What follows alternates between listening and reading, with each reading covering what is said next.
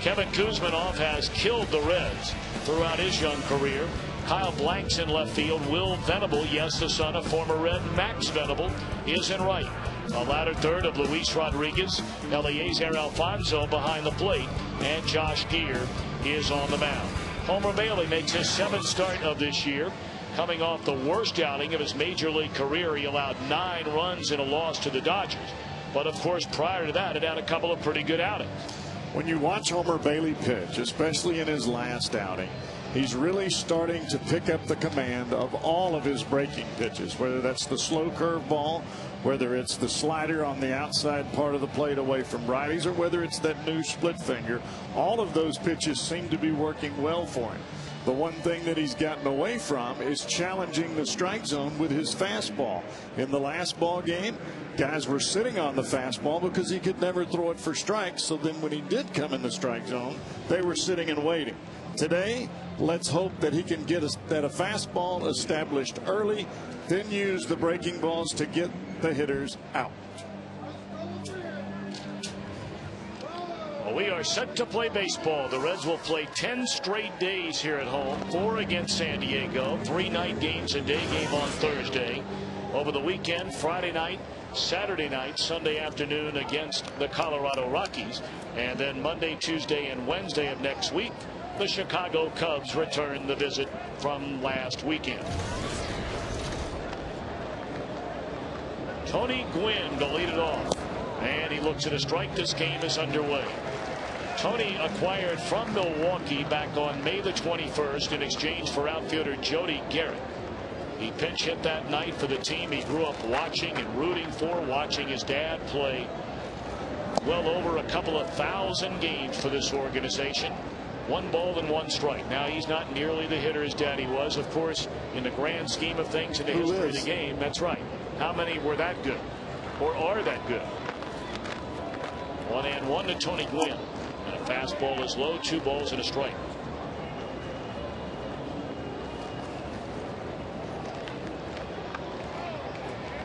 Gwynn starting to get his legs underneath him a little bit. You see his numbers home and road. Overall a .289 batter. Nothing wrong with that. Has hits in 8 of his last 11 games. And he's ahead in the count. 3 balls and a strike. In fact, over the longer haul, since becoming a regular player, in 23 games this month, he has a base hit in 17 of them. 3-1 to Tony Gwynn. And a tapper down to Votto. Nice play. He'll feed Bailey, who wins the race to the bag. 1 gone. Take a look at the Reds defensively, presented by Ford. The injuries continue to mount. Nixon, Gomes will flank Willie Taveras in the outfield. Encarnacion, Gonzalez back again at short. Phillips and Votto in the infield. And again, Craig Tatum in for Ryan Hannigan, still bothered by a sore neck. Reds made a couple of roster moves before the game today. Micah Owings on the DL with tightness in his right shoulder. Chris Dickerson injured his right shoulder yesterday in Chicago. The Reds have brought Robert Manuel back from the minor leagues to work out of their bullpen. And they have brought back Drew Sutton as an extra player. They're going to have to make another move before the game on Friday night to replace Micah Owings in the rotation. 1-1 to Cabrera. Tom, you look at this Reds club over the last, I don't know, month or so. There have been so many different players that have come up from AAA or that have been here, and they've ended up with shoulder injuries that have ended their season. Castillo, Richard. Scary. And they've come from sliding injuries. Well, the amount of total injuries, period, for this Reds team is staggering when you take a couple of steps back and, take a look at the entire big picture. Ramon Hernandez, their regular catcher, on the disabled list. Votto missed 30 games. Phillips has been playing with a broken bone in the tip of his thumb. Alex Gonzalez twice on the DL, out for a month and a half with elbow surgery. Jay Bruce, the broken wrist. Encarnacion missed 2.5 months with a broken wrist. Willie Taveras has missed nearly 20 games. Edinson Volquez has not been a starter for you really since the end of April. And even at that point, when he came back so fast, simply because the amount of at-bats that he was going to have in AAA to get ready. They just figured, well, let's just get him here. They needed his defense. The Padres very much like this young shortstop, Everett Cabrera. And there's a jam shot roll. That's a good pitch right there by Bailey. And back-to-back ground balls to Votto for the first two retired in the game. Isn't it amazing, Tom, when he takes the ball and he runs it inside with that fastball, how good of a reaction does he get? You get him balanced right up here. This is when Homer Bailey is at his best. He gets balanced. He gets loaded. Look at the tilt on the shoulder and then the follow through. That's about as smooth as it comes right there. And the hitter thinks that ball is going to come to the plate around 88, 89. And when that 94 jumps on him, it's awfully tough to get the bat through there. Adrian Gonzalez looks at a pitch down low for ball one. An all-star first baseman for the second year in a row is Gonzalez. Yesterday played in a franchise record 306th consecutive game, which incidentally is the longest such streak in all of Major League Baseball. He broke the old Padre record held by Steve Garvey. And of course, Garvey holds the all-time National League record. 4 consecutive games played. The Major League record, you know who holds that. Calzone. Daniels? No, I think it's on paper. Ripken. Pulled foul, 2-1 to Gonzalez.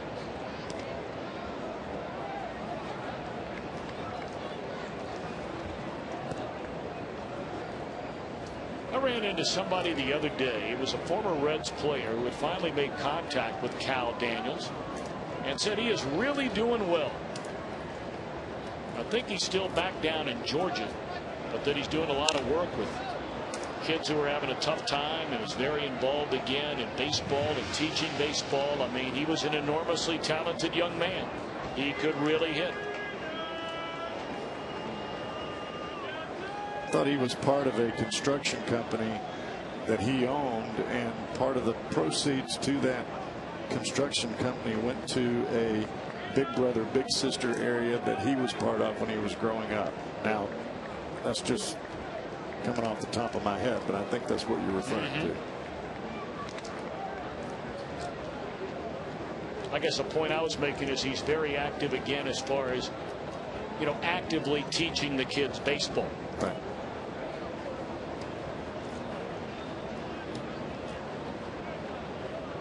Well, I can speak from experience. It is a great character building thing, and it just helps keep you out of trouble, if not anything else.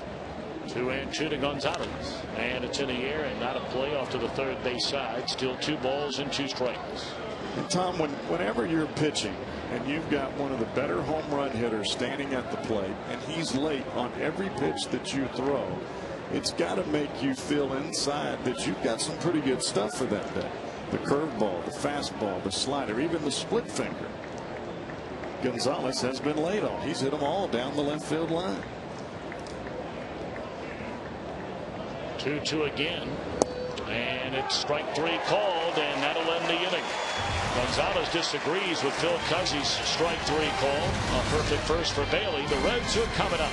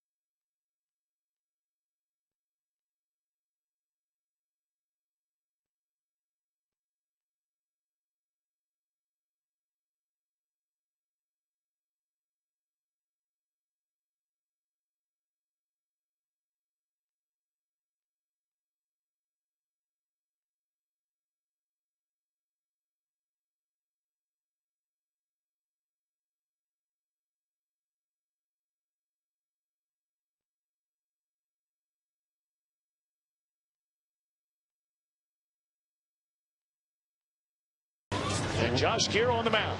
We need a whole lot of bust down from everybody against this guy and the rest of the ones throwing for the Padres.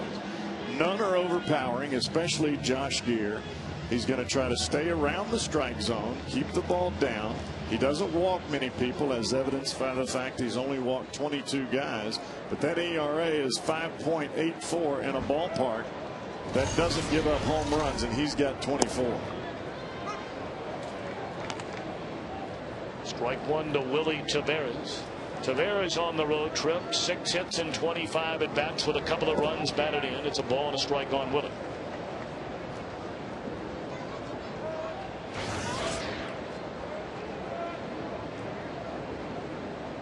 Reds just have to bring some patience to the plate with him tonight.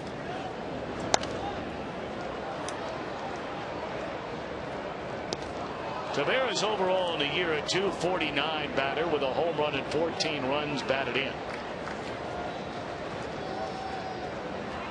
A very interesting series begins tonight at Wrigley Field. The surging Houston Astros taking on the Chicago Cubs. There's a bouncing ball to short and right under the glove of Cabrera.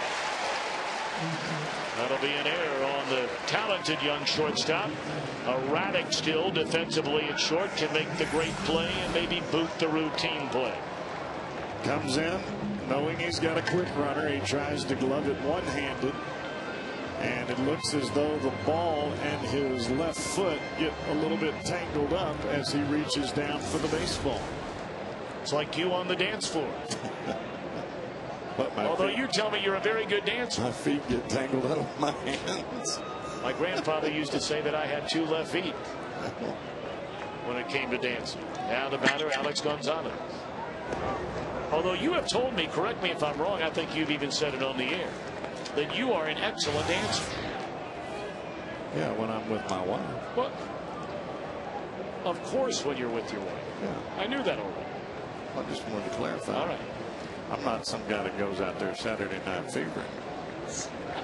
But do you have it in you if you were out there with Ashley? I mean, and all of a sudden, you know, some of the old Bee Gees Saturday Night Fever sort of music came on. Could you get after it a little bit? Straight breaking it down. Would that be a Louisiana breakdown? No, that's a curveball. Yes, sir. 0-1 the count on Alex Gonzalez. And he looks at a breaking ball low and away. But you know a little bit of the two-step as well, right? I do. So a little George Strait comes on. You're dialed in on that angle too, right? I'm not sure that Ashley knows the two-step, though. In order to do the two-step, you need you do. 2 to tango. Yeah, you do. Or 2 to two-step, if you know what I mean. 1-1 on Alex Gonzalez. Taveras 21 stolen bases, and he was nearly picked off. He was leaning a little bit, but was able to pick up that move at the last moment. This is the point of execution that I was talking about earlier. You get a team give you a break by an error on the first batter. You got to turn that into points.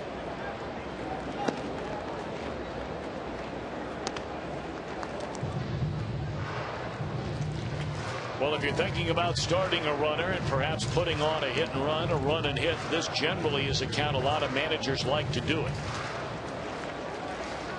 Rarely will a team pitch out 2-1, putting the pitcher in a 3-1 count. So let's see if something might be happening here. Of course, the danger right now with Alex Gonzalez, since coming off the DL, started 2 of the 3 games over the weekend in Chicago. He only had 4 minor league rehab games after missing almost a full month following the elbow surgery, and so far he has been swinging and missing a lot. Breaking balls have been a little rough on him. Runner goes, and he makes contact, fouls it off to go to 2-2. That was a hit and run, Tom. You called that right on the money.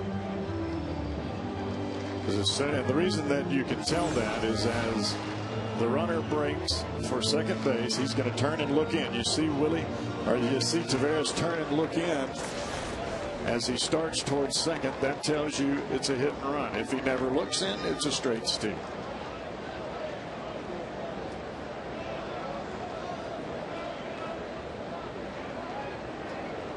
2-2 on Alex Gonzalez. Taveras over at first, Gear keeping an eye on him. And a ground ball. Kuzminoff a diving play and then can't find the handle. Not sure he would have thrown out Taveras anyway. And they're going to give that a base hit. That was an excellent try by Kuzminoff, having to leave his feet just to get to it.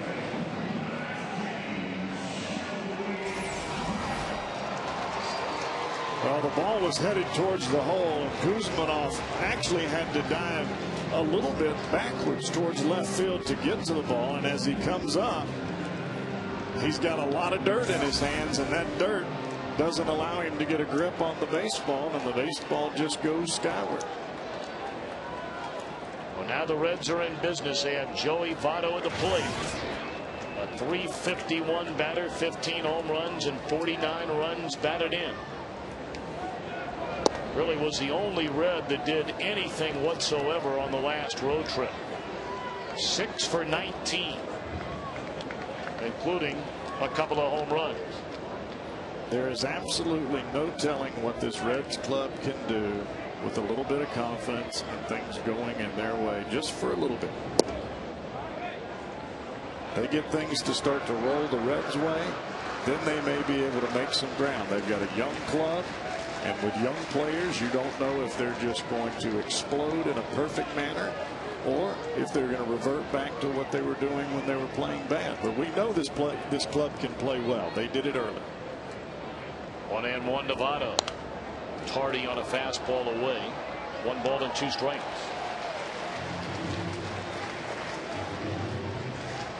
But this is the kind of situation, Tom, we have looked at time and time again.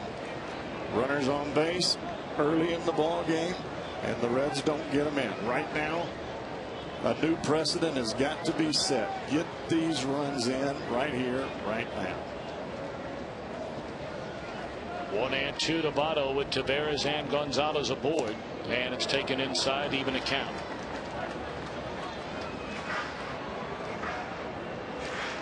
The Reds as a team on the 6-game road trip, all losses, scored 20 runs, 3 runs a game, and collectively as a team hit .204 on the trip. 2-2 to Votto with 2 on and nobody out. That's a tough pitch right there, and he was able to foul it off. And a lot of those runs, Tom, came late in the ball game, whether it was the 7th or 8th inning, and they really didn't matter in the score. Watch where this pitch is from Gear. Hard sinker inside, ball going down. Votto still able to get the bat through there and get rid of it.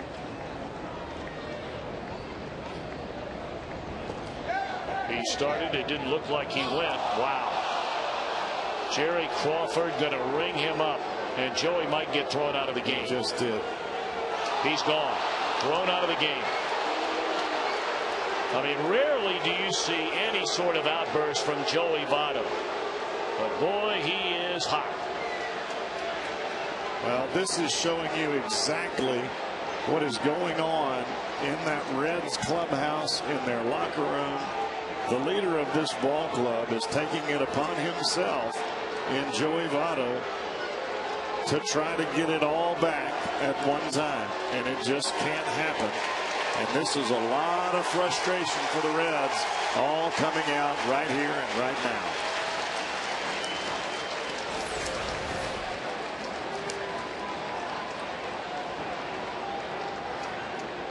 Votto battling and battling and battling. He does not think that he went. And Jerry Crawford, who is the crew chief in this crew, and he has known Dusty Baker a long time, and he did not throw him out until he gave Joey plenty of time. He did. And he did not throw him out right off the bat, as I thought originally. He gave him a lot of time before he threw him out of the ball game. Jerry Crawford is the crew chief of this umpiring group.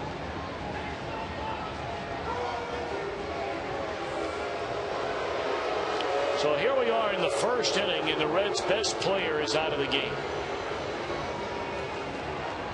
And Joey has got to learn that frustration is part of this game, and I know he's frustrated. They're all frustrated. But getting thrown out of the ball game is not going to help you.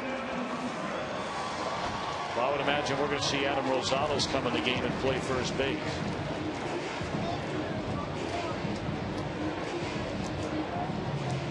I don't know who else you have to play first base. I mean, Jerry Hairston Jr. could play anywhere. Right.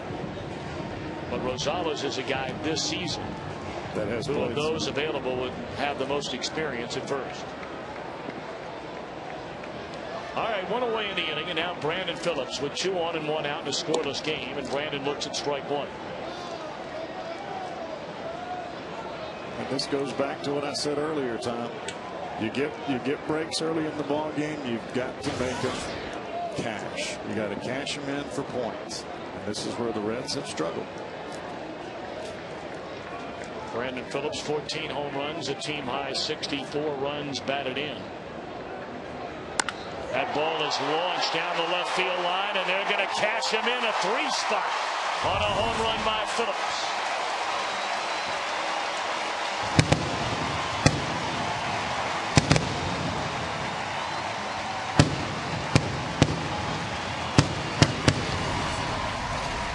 Home run number 15 for Brandon Phillips. RBI 65, 66, 67, the 3-0 lead.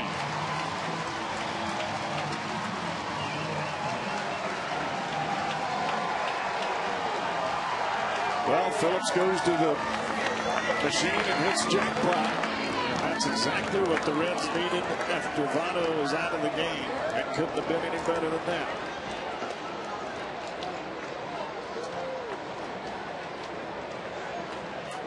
Edwin Encarnacion down strike 1. And Gear right back to work, and he's even to count a ball and a strike. I know you and Chris Welsh both feel like Edwin Encarnacion is just slightly off and getting very, very close to getting things back together and getting it rolling.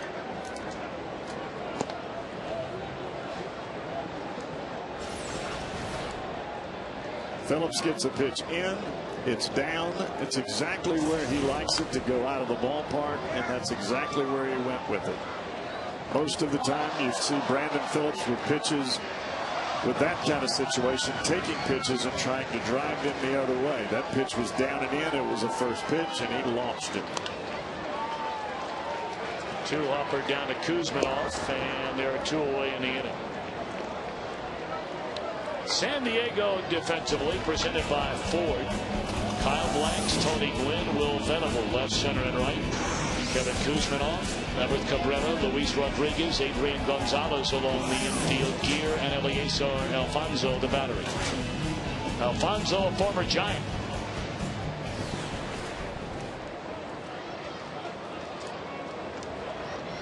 Two down for Lance Nix. Nix at 244. Had 1 hit in 9 at bats on the road trip.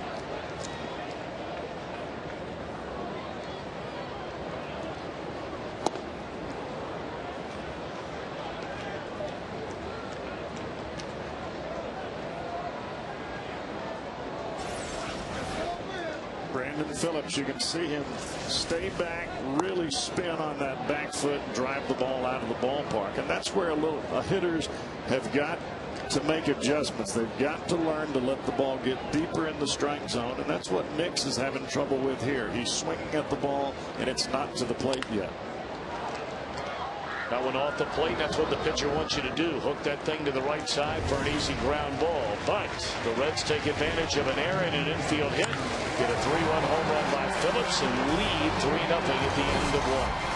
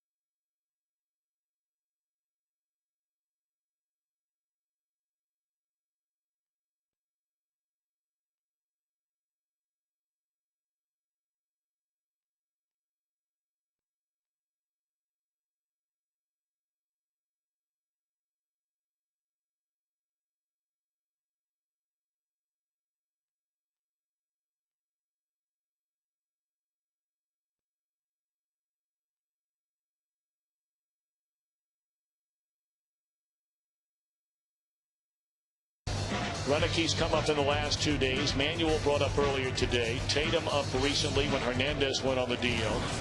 And Drew Sutton now an extra outfielder with Chris Dickerson on the disabled list. Well, a lot of guys coming, a lot of guys going. But the bottom line is you're still going to keep playing. Swung on and fouled out a play by Kevin Kuzminoff. Adam Rosales playing in his 11th game at first base. He'll take over for Joey Votto. If you're just joining us, Votto thrown out of the game at the bottom of the first inning. Went on a check swing on a 2-2 count. The appeal went to the third base umpire Jerry Crawford, who said Votto went around. Joey yelled a couple of things at him, threw his helmet off. Jerry Crawford waited, threw his bat in the air, and when he did that, that was all she wrote for Joey Votto. Thrown out of the game. Second time for Votto, and it's happened here 2 times rather quickly. Bottom fell out of that pitch, and that's back-to-back strikeouts for Homer Bailey. Now that would be an awfully good split finger right there from Homer Bailey. You follow it with a fastball. He got in on his hands with a fastball earlier. Watch where this ball starts right there. Good night, Irene. And that's really what a fastball is. You are trying to look at the arm of the pitcher, and you swing at the arm, and yet the pitch comes in a little bit slower and has a little dive to it. It's all set up by the fastball. That's why I said it's so important for Homer Bailey to get that fastball over the plate for strikes early in this ball game. As Kyle Blanks, a mountain of a man, 6 feet 6 inches tall. They say he goes 280 pounds. He's big. I didn't realize. I was looking for somebody tall and skinny. This looks like a linebacker waiting to check. That's a defensive line. Yeah, no, 280. That's D line too.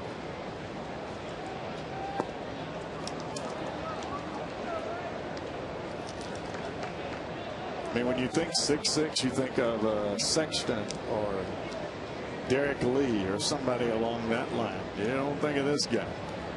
They're wondering why he didn't play defensive tackle for Penn State, the native Pennsylvania. 3-0 pitch. And there's a 4-pitch walk.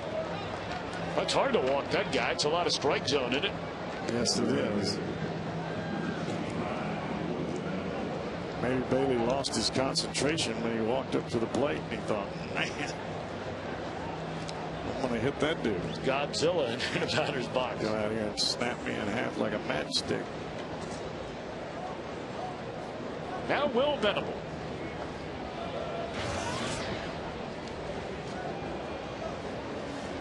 Venable brought up from AAA Portland at the start of June.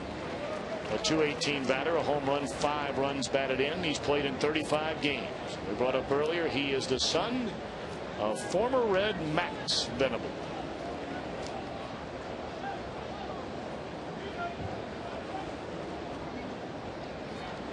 Runner goes, got a great jump, throw down to second, and they told us before the game started this guy's a big guy, but he's a very fast runner and a very good athlete. He easily stole second base right there. That's his first stolen base of the year. Watch Homer Bailey, leg up, looks like a good drive, hard fastball. You know what? That was not a fastball. That was a curveball straight over the top. And that's what you want your mechanics to look like. Fastball every time until right before the ball gets to the plate. 0-2 on Venable, a 2-sport standout at Princeton University in the Ivy League. Played both baseball and basketball and was first team all Ivy League in both sports. He's gone on 3 straight pitches. That's 3 strikeouts for Homer Bailey. 3 different pitches for Homer Bailey there, and that's what really takes it. He stays back on this back leg, and that's what really allows him to drive the ball this way homeward. He gets up hip here on the arm as he drives the ball towards home plate, really using that front arm to pull himself forward. Whether the pitch was a fastball or not, they all look the same. Base hit into center field. They're going to wave around the big fella. Here comes it. Well, I be. What a throw by Willie Taveras. A one-hop strike. Tatum puts on the tag to end the inning.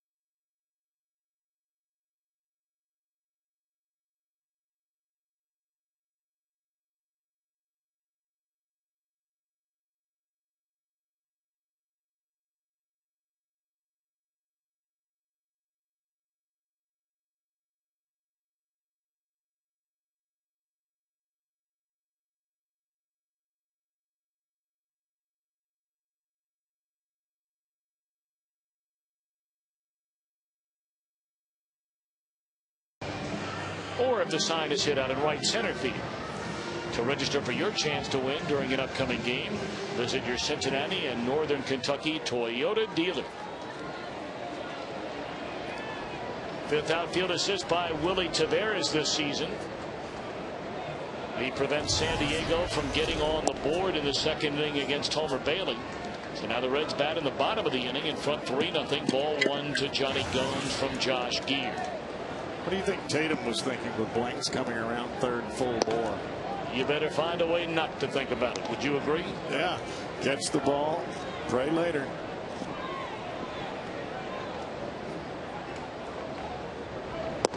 Good breaking ball there from Geer. 2-1.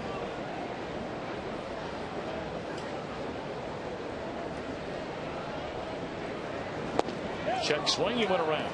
2-2. As a catcher, you don't look at the runner. You just catch the baseball. As you get the baseball, you move towards where the runner is coming so you can put the tag on. If he's going to run over you, you just make sure you got the ball in your hand.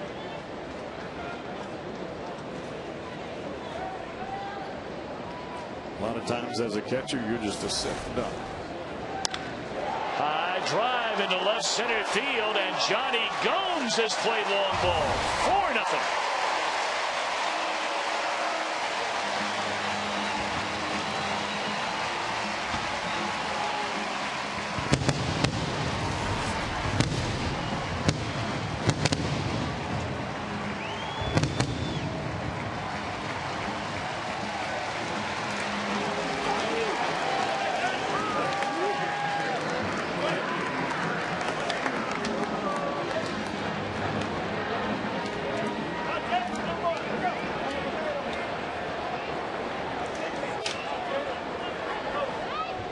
A 3-run home run in the first inning by Phillips. A solo blast by Gomes to begin the second.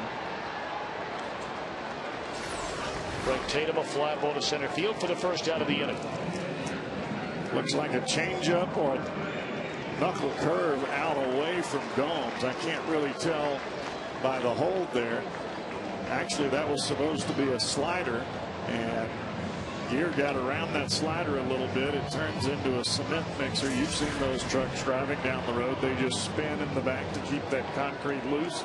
Well, Gomes just busted it up all over the place.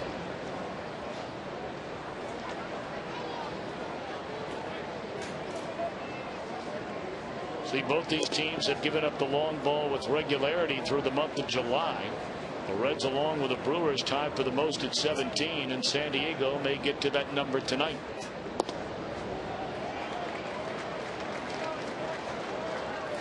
(3-0) to Homer Bailey. Well, you know, oftentimes these major league players, when they step in the box or they're out on the mound, you wonder what they might be thinking about. And well, these two young men, they were doing this very thing going all the way back 8 years ago. 8 years ago, Homer Bailey is a 15-year-old high school freshman pitching for LaGrange High School in Texas. Pitched in relief in the Texas 3A state championship game against Forney High School. Guess who was Forney's ace pitcher? Josh Gear. Gear just throws out Bailey.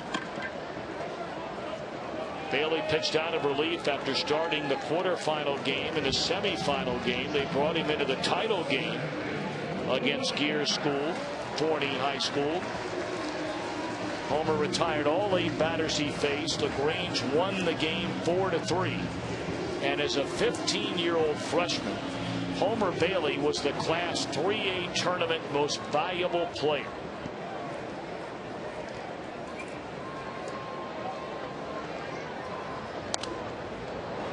Did you ever have that, Cowboy, where a guy stepped in that maybe you faced in a high school game, then you faced him in a major league game? I'm sure it happened in college, but maybe high school? That's what I'm trying to think of, because when I saw that, I thought surely there's been one guy that I faced in high school.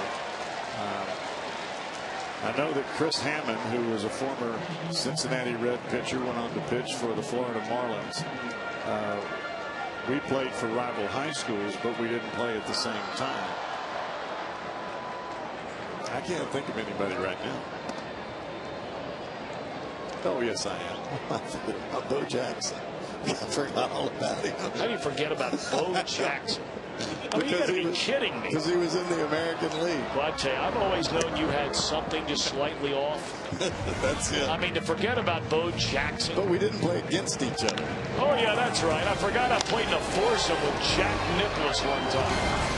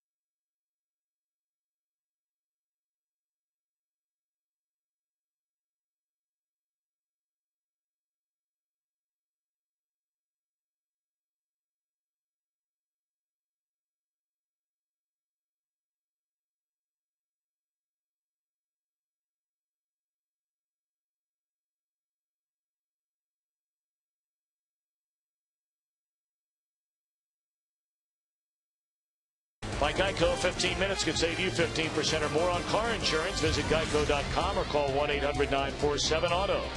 And by Jeep, it's a new day. Have fun out there. Jeep. No, just outside the Reds Hall of Fame and Museum. For a $2 donation, you get to try and win some points, win some good stuff. And all the proceeds playing cornhole out there go to the Reds Hall of Fame Community Fund. We'll stop on by during this homestand. On the ground to short off the bat of Eliezer Alfonso. One away to begin the San Diego third. Reds in front 4-0. Well, what better way to spend your afternoon than in a ball game? The next Paycor Business Day special happens this Thursday. The Reds and the Padres. And while you're here, enter for your chance to win tickets to the next Paycor Business Day game by stopping by the fan accommodation station. For tickets to that game or any game, call 381-REDS or log on to reds.com. Here against Bailey with one out and nobody on.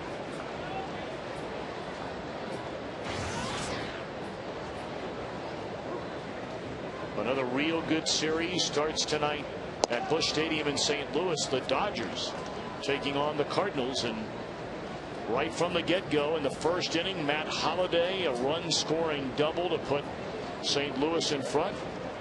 1-0. The Cardinals have scored a single run in the second inning and lead 2-0. And of course, going into play tonight in the National League Central Division, the Cubs a half game better than St. Louis. But look what everybody's done, Cowboy, since the All-Star break. And unfortunately, it's not been good news for the Reds. Well, that's the one part of this ball game they have got to turn around, and that's playing better baseball. Gone swinging his gear. 2 away in the inning. You can count it up to a bad month of July, but you got to come back and start playing better. Watch this breaking ball right here. This is a curveball. Actually, it's a slider. Starts in the middle of the plate and just dives down and away. Curveball is straight over the top and straight down. The slider is down and away and still changing plans.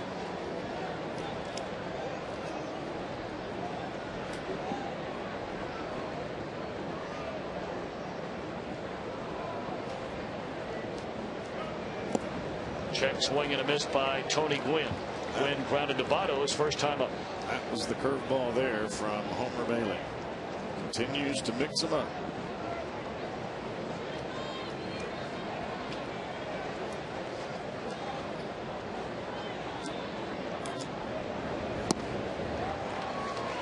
Tell you what, he's got that split. He's got everything working right now. But that split finger tonight is the best I've seen it. He throws curveball for strike 1 to Tony Gwynn, split finger that he swings over for strike 2, and most likely will come back with a hard heater right here. Hard heater indeed, and a check swing roller foul. 97 miles per hour, that fastball in on the hands of Tony Gwynn. Had this conversation many times. You throw curveball and another off-speed pitch in back-to-back fashion. There is no way that hitter can catch up with that fastball on the third pitch. Not with that kind of velocity.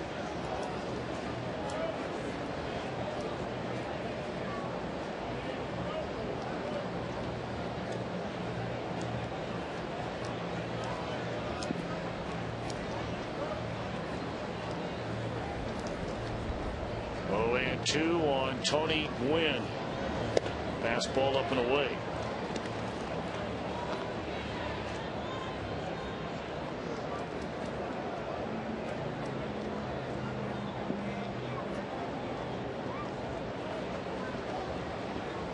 One and 2 on Gwynn. Pulled to Brandon Phillips. It'll be a 1-2-3 third for Homer Bailey. He's allowed 1 hit and struck out 4 through the front 3 and has a 4-0 lead.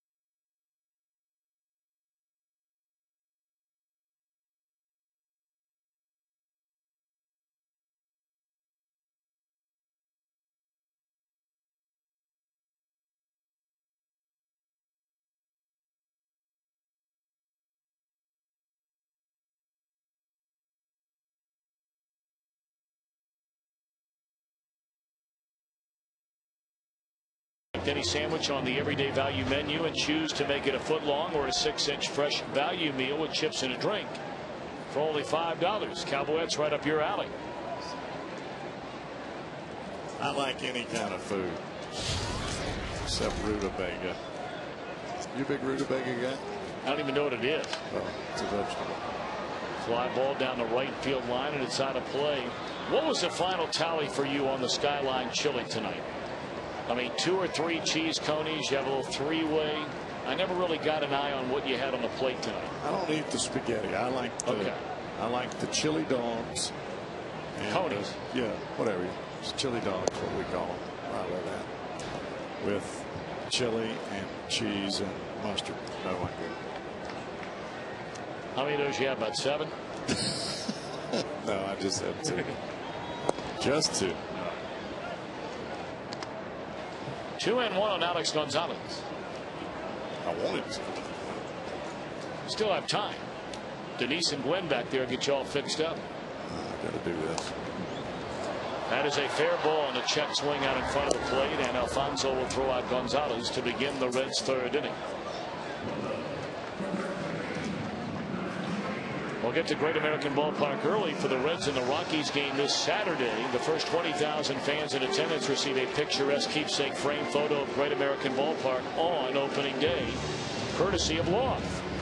For tickets to Saturday's game or any game, call 513-381-REDS or visit reds.com. By the way, for those of you that may already have tickets to that Saturday game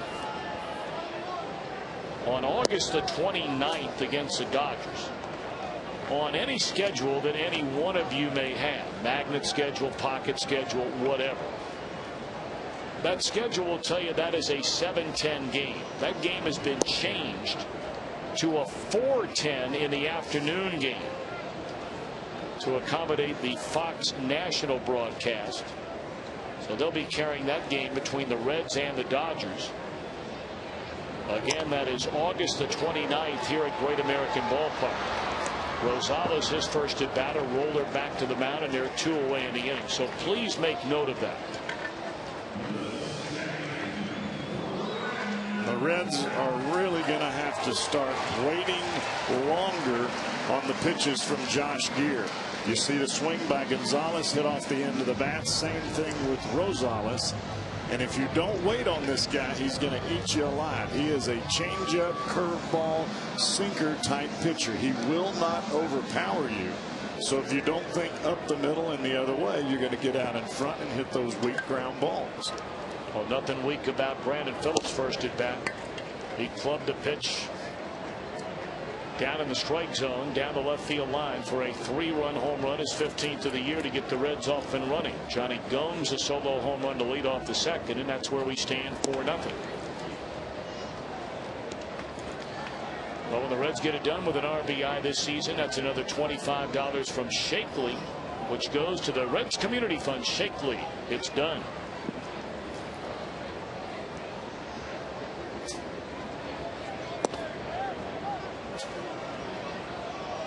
2-1 the count. You can see Phillips waiting on that changeup there. That ball started up and away and just kind of dove down and in. High fly ball, right center field. Wynn will run this one down, and it's a perfect 3rd inning for Josh Gear. We move to the 4th. Reds 4, San Diego nothing.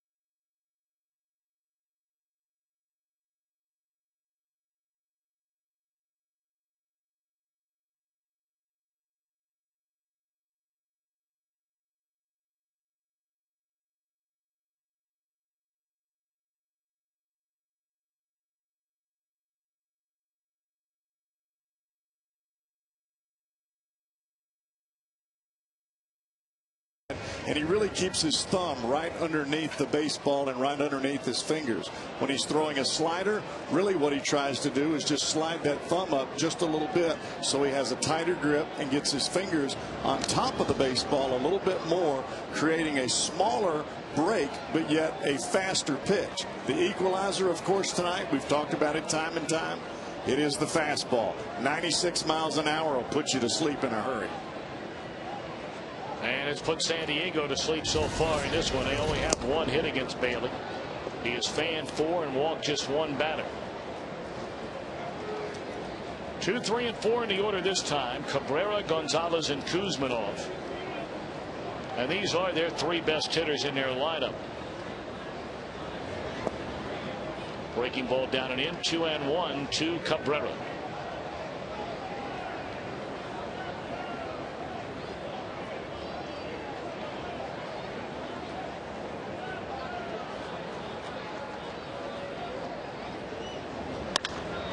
Again grounded down to first base as Cabrera did his first time. Rosales handles it for out number 1. All right, time to take a look at our Aflac trivia question tonight. How many pitchers have recorded 5 or more wins with both the Reds and the Padres? Now, you know, I would have never thought of this guy until you brought his name up earlier. You know, Chris Hammond, if I'm not mistaken, had one of his better seasons in his major league career with the San Diego Padres. I might start with him on that list. I want you to finish the thought, by the way, on the Bo Jackson thing, because you clarified it in between innings. Well, I played against Bo Jackson in a game in high school, and the reason I didn't bring his name up as far as playing against him in the big leagues is we never played against each other in the big leagues. We were in the big leagues at the same time, but we never faced each other because I was a career National Leaguer, he a career American Leaguer.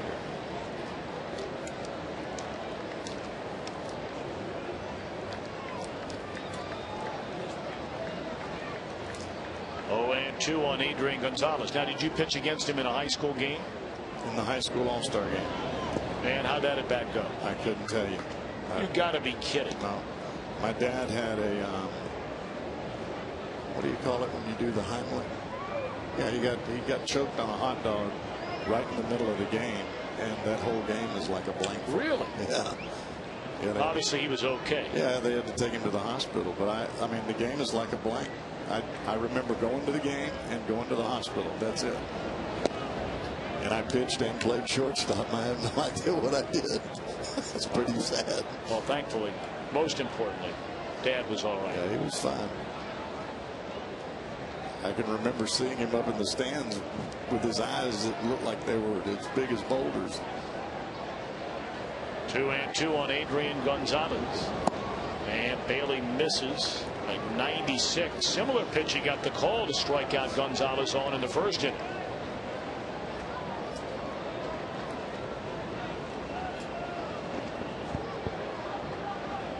Looked like he tried to be a little bit too careful with that one there instead of just letting it fly. Breaking ball shot into left field, and this will go to the wall. Gonzalez in with a stand-up double, his 13th two-base hit of the year, and he's a one-out base runner in the San Diego fourth inning. Curveball stayed up in the strike zone. You can see Tatum set up in the middle of the plate. Comes out of Bailey's hand, but when it comes out, it shows up early. But what I mean by that is instead of the ball coming to the plate and going straight down, it came out of his hand over the top of his hand, and immediately Gonzalez saw it as an off-speed pitch.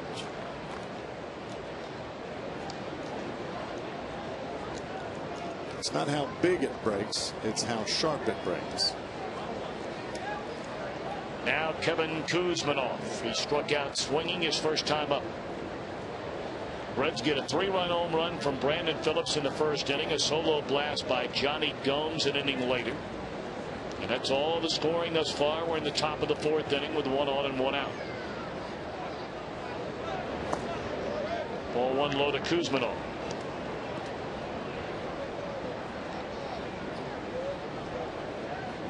You can see Bailey starting to rush a little bit as he comes to home plate, overthrowing just a tad. Just got to back off just a little bit, get that ball in there where he wants it.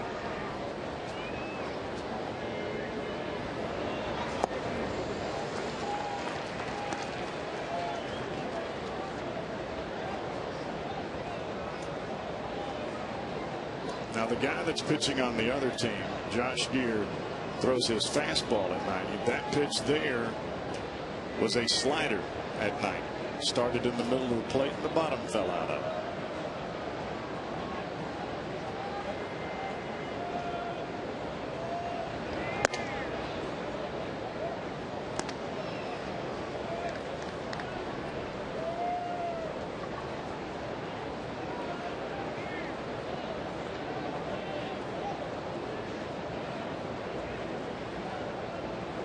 Homer definitely has the fastball working tonight. He's just got to get it around the strike zone where they'll swing. There you go. 2-2. Let's watch Homer from the side of the mechanics, and you want him to stay here the whole time, and you can see him start to leak just a little bit towards home plate. You don't want to have that happen.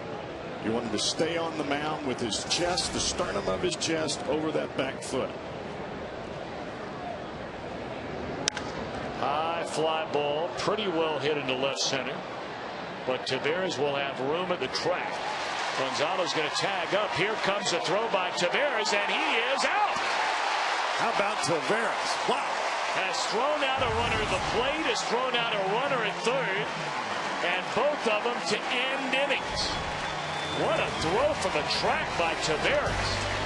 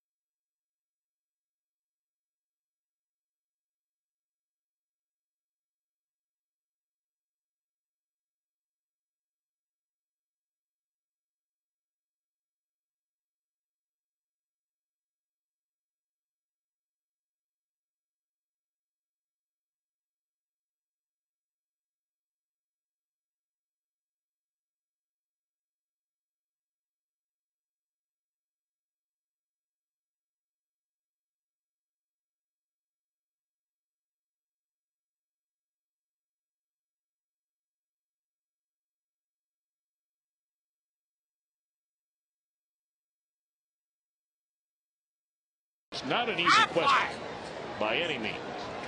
11 up. Edwin Encarnacion down the line. If it's fair, it's gone. It's fair, and it is gone. Well, you said, Cowboy, he was going to get it rolling. He just missed hitting one at Wrigley Field yesterday, and this one lands in the seats. 5-0 Reds.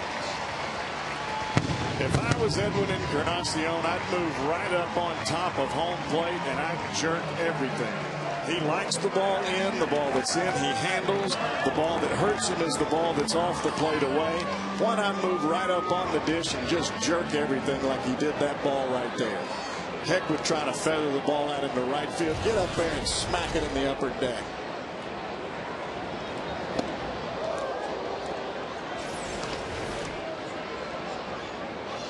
Turn and burn.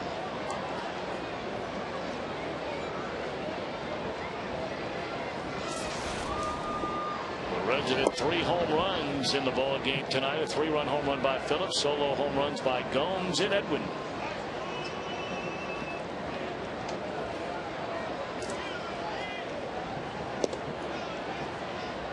Two and one to Lance Nix. Why have you felt like Encarnacion was on the verge of getting things going? Because he hasn't done anything yet. He's only hitting 200. Sooner or later, he's got to come through. Well, Nix, after just missing getting hit by a pitch, does get hit. And he'll take first base.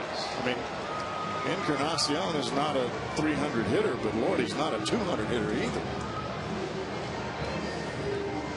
As a follow-up to that trivia question, here are some of the names to win 5 or more games with the Reds and the Padres. Remember Clay Kirby, David Wells, Brett Tomko, Joey Hamilton, Chris Hammond, Dave Tomlin, Bob Shirley, Kevin Jarvis, Dennis Rasmussen, Freddie Norman, and Chris Welsh,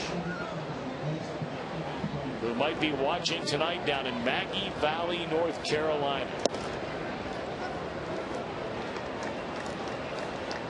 Little 4-day getaway for Chris before he's back in the saddle on Friday night when Colorado comes in. Work on his golf game a little bit.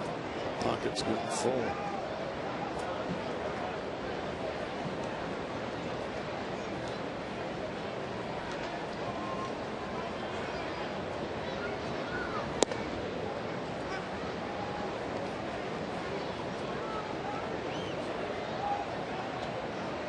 Gomes is strong enough that if he can get a pitch that's out over the plate and up a little bit, he can hook that baby out of here just like he did last time. It doesn't have to be in. It's just got to be elevated.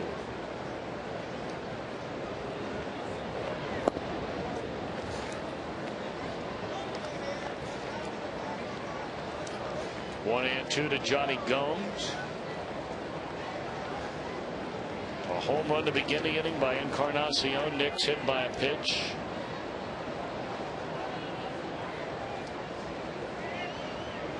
And now the 1-2 on the way to Johnny Gomes. Here it is, just off the outside corner.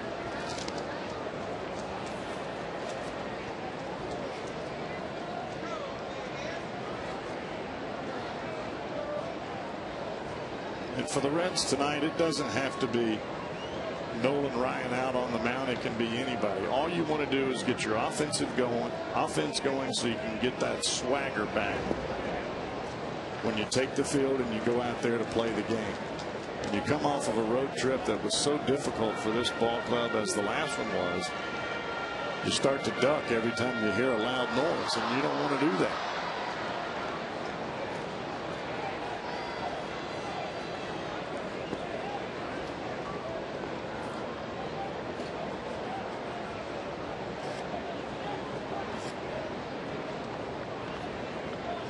To the count on Johnny Gomes. Boy, you saw that pan down the Reds dugout, and it seems like every guy, if not every other guy, is hurt, either on the disabled list in Chris Dickerson's case. To his right, Ryan Hannigan has not been able to start now in 3 straight games with a bad neck. Jay Bruce, a broken wrist. Edinson Volquez right down there as well. That one jerked into left field, right into the mid of Kyle Blanks, and back to first. Nix, 1 away. And the report on Volquez today seemed like he threw the ball very well and that he was set to go on a rehab assignment.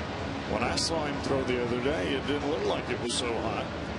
And I'm hoping to goodness that he'll be able to go on a rehab assignment and that all will be well.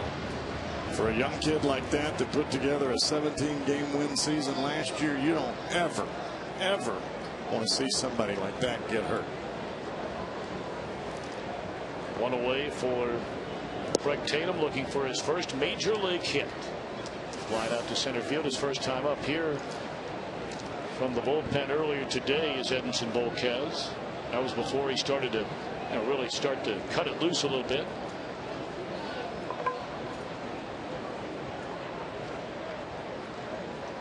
Man, oh man, have the Reds missed him. Oh. I mean, you really can't even put into words Forget the fact that he won 17 games last year, was an all-star last year, but this year when your team starts to go into a tailspin, then everybody in your rotation is due for a bad outing every now and again. Unfortunately for the Reds, like on their last road trip, they did not get a quality start from anybody that toed the rubber to begin a game. And you know, when you have a guy like Volquez, it's another guy capable of stopping losing streaks. And he was very good at that last year. It seemed like when they had to have a game and had to put a win on the board, he was able to go out and really put together a great ball game.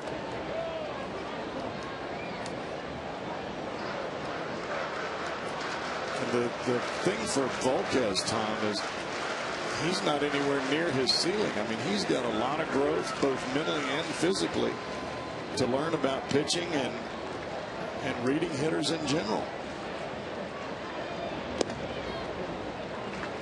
There's ball 4 to Tatum, so he draws a walk. A homer, a hit batter, an out, and a walk. Putting 2 on for Homer Bailey.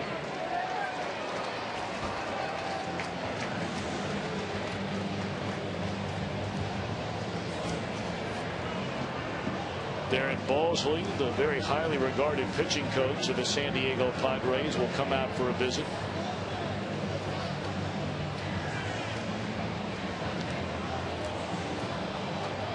Well, you talk to people around the Padres organization, they feel like Darren Balsley is as good as anybody in the game at what he does for a living. Well, everyone that I have talked to about Balsley talks about his relationship that he has with his pitchers. Not just that everyone is that they're good, but that everyone is they respect the player and the player respects the teacher. And that's exactly what he is. He is a teacher. He takes what you have and tries to really make it the best that it can be. Spending time on tape, spending time with you in the bullpen, and the communication process, it's the best. And of course, if you're going to be a pitching coach for Bud Black, I mean, you got to believe that you're going to be a guy that knows what he's doing. And you're talking about Bud Black now. I played with Buddy, and he is sharp as a tack. He was a pitching coach for a number of years with the Angels, including the year they won the World Series under Mike Socia. Homer Bailey puts down the bunt to advance. Lance Nix on a third and Craig Tatum on a second. Well done by Homer Bailey, his first sacrifice of this young year for him. You were talking about Bud Black. He's one of those managers that he can look out there on the mound and know exactly what's going on and why it's going on. And if you're not doing your job as a pitching coach and as a teacher, Buddy is going to know that by what's going on with the pitcher.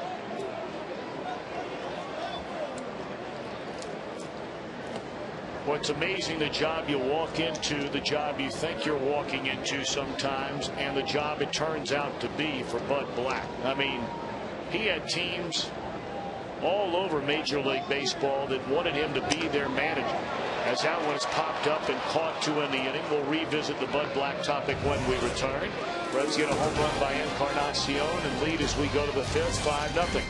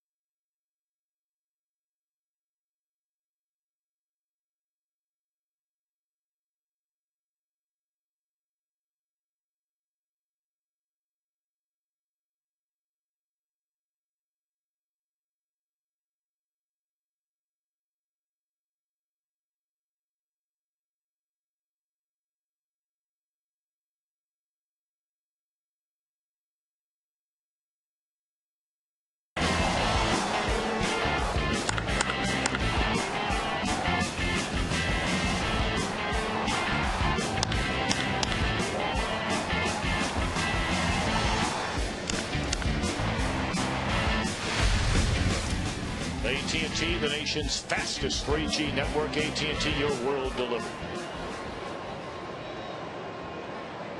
Willie Tavera is the first Reds outfielder with 2 or more outfield assists in a game since Jay Bruce did it in August of last year. Kyle Blanks a drive to deep left center field. It's up against the wall. And that'll be a double for Kyle Blanks, leading off the San Diego 5th inning. Only their 3rd hit off Homer Bailey. That looked like a BP swing. Like it just happened to make a little contact and the thing almost went out of the thing. When you're that big, how hard do you have to swing? I don't know. But watch this swing. It doesn't look like he just does a whole lot. Just kind of flips the bat out there, rolls the wrist over, and look how far this thing goes. Of course, you know Homer Bailey's throwing the ball 95, 96. You meet it at the right time and you're that big, ball's going to jump off that bat.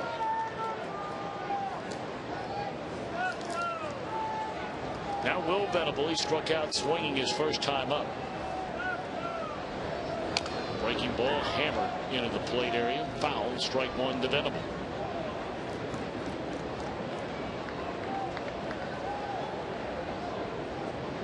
Well, right now for Homer Bailey, you forget about the guy that's at second base. You're pitching for outs. Everybody that comes to the plate, you're trying to put them in the book.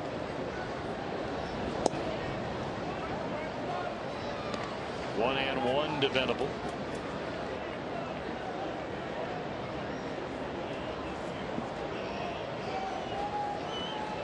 Carlos Lee is homered in the Houston 2nd inning to give the Astros a 1-0 lead over Carlos Zambrano and the Cubs. Breaking ball in there, strike. Meanwhile, the Dodgers on the board in St. Louis, but still trail 2-1 that game in the bottom of the 4th. Milwaukee a run and still batting in the bottom of the 1st inning at home against the Nationals.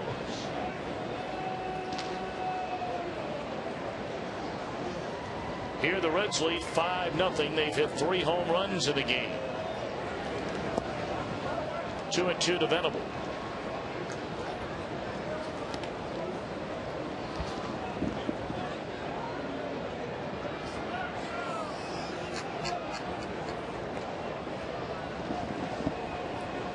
Big out right here for Homer Bailey, especially after the double. You just want to go back to work getting outs as quick as you can.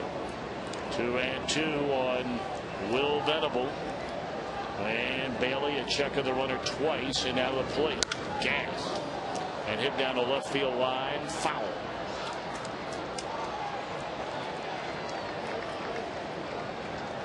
And as you learn coming up through the big leagues, you learn how to pitch in 2-1 ball games. You learn to pitch in games where you're behind by 1. You've also got to learn to pitch in games where you're ahead by a large margin. You don't worry about the guy standing at second base. You've got a 5-run lead. He got a hit. Yeah, now you go back to getting outs. Breaking ball, chop foul. Because if you expend too much energy right here trying to keep Max Venable from advancing the runner from second base or worrying about the runner at second base jockeying around, then what you're going to end up doing is you're going to walk the guy standing at home plate and get yourself in big inning trouble, and you don't want to do that.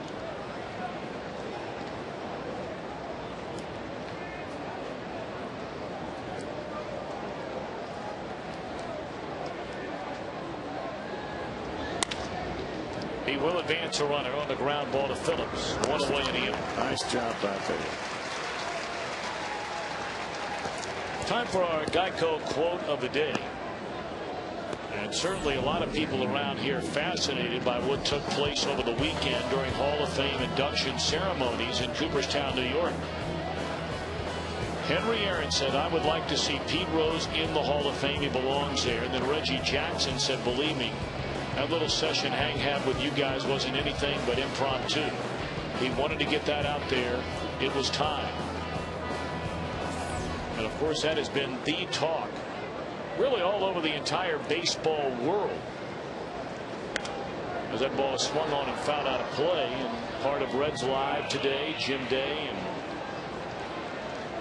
John Fay talking about Pete Rose. And when you have a guy like Hank Aaron, who is so universally respected, I mean, really on a level without parallels. Not to say there aren't guys out there that are thought of as highly as Henry Aaron, but if there's anybody out there as highly thought of, I don't know who it is. He's bigger than E.F. Hutton. When he talks, you be quiet and listen.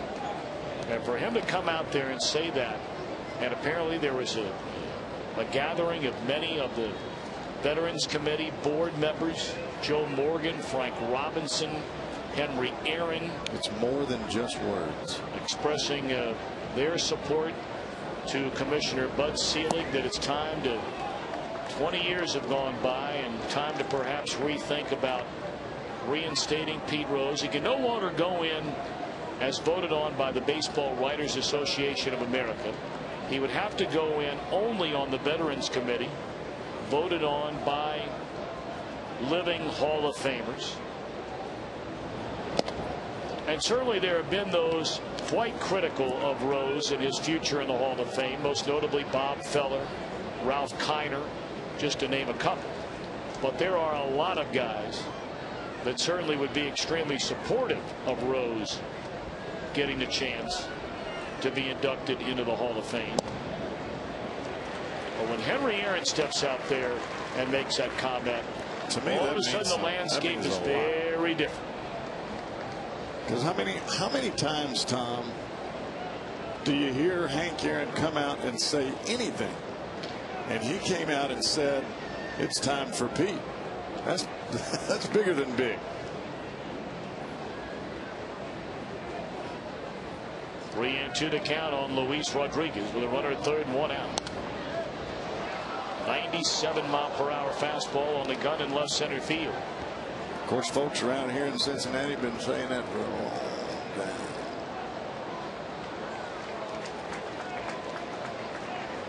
I saw that picture of Pete when he was younger. Reminds me of his son, Petey Jr. Sure does. He was my locker mate when I was here in Cincinnati. It looked just like him. 3-2 to Rodriguez. And it's lined into left field, a base hit. So the Padres on the board. A leadoff double, a one-out single to make it a 5-1 ball game here in the fifth. It's a good piece of hitting there by Rodriguez. And a good piece of pitching by Homer Bailey. He didn't walk him. He continued even at 3-1 to pound those fastballs down and away. And he made Rodriguez go get the ball. Whether you swing or not, it's a strike. And he goes out there to get it. And now Bailey to face the number 8 hitter in the lineup, Eliezer Alfonso. He grounded to Alex Gonzalez his only time up. Each team with 4 hits, but the Reds have hit 3 home runs. First pitch in there, a strike.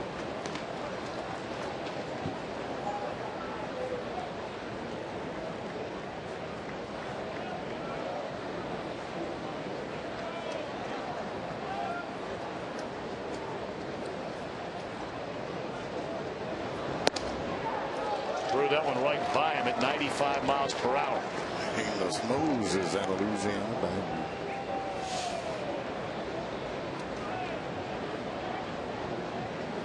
Named him after man of the 12th. Why is everything Louisiana? I don't know, man. I don't understand that. You were born in Alabama. Right. You went to college in Mississippi. You still live in Mississippi.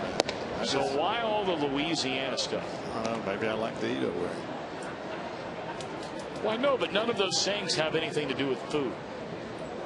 It's baseball. Now, why would everything be Louisiana? I don't know. If I did, I could tell you. It just comes out. I know, but you've heard some of that stuff or did you make this stuff up, or have you heard it since you were a little guy? Oh, I've heard a lot of it since I was little. Fly ball into right field. Gomes will back up. Louisiana can of corn there, 2 away in the end. That's good.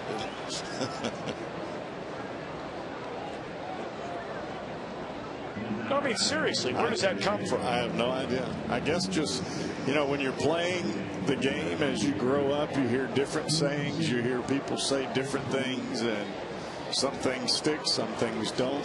And whatever comes around, you hear me say it. Here's Drew Macias. He'll be batting for the pitcher, Josh Gear. Gear goes 4 innings in the game, allows 4 hits, 5 runs. And of the 5 runs, 4 are earned runs.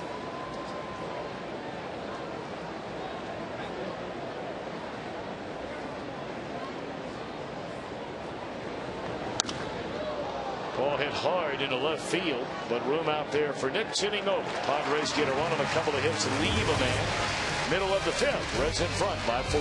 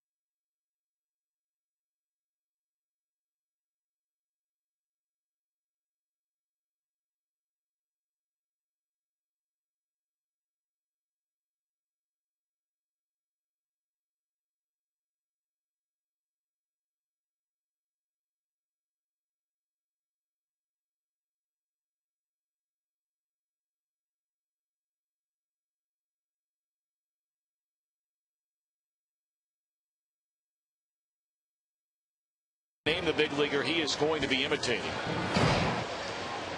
We're going to give you 4 ex-Padres to choose from, and you can text your answer to 37664. Text 1, Gary Templeton. 2 for Fred McGriff. 3, Tony Gwynn. 4, Adrian Gonzalez.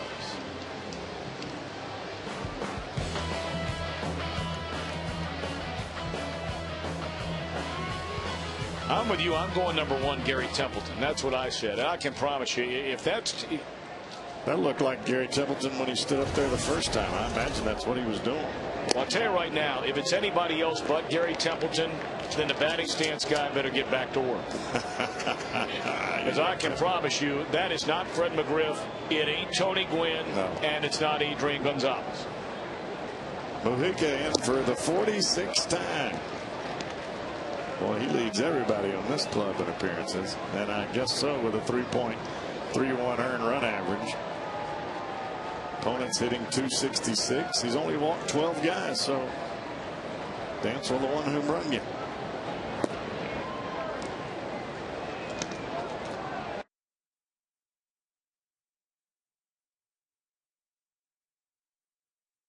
Very, very good numbers indeed. 49 innings, 37 strikeouts, only 12 walks for Mujica. In there, strike Alex Gonzalez, 3-1.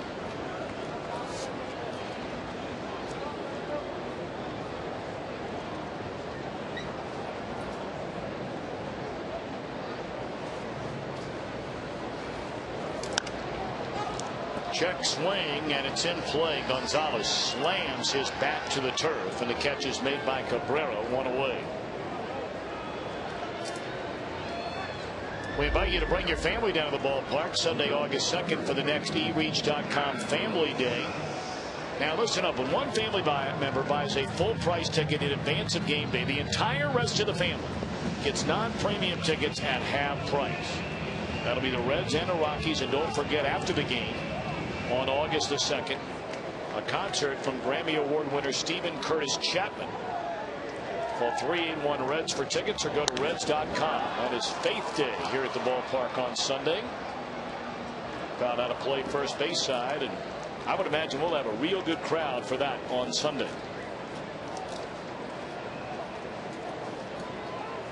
Of course, we have the Creation Museum over on the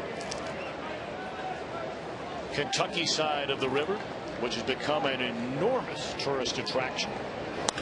There's a ground ball to the right side, easy for Rodriguez. And the first two gone in the Reds' fifth inning.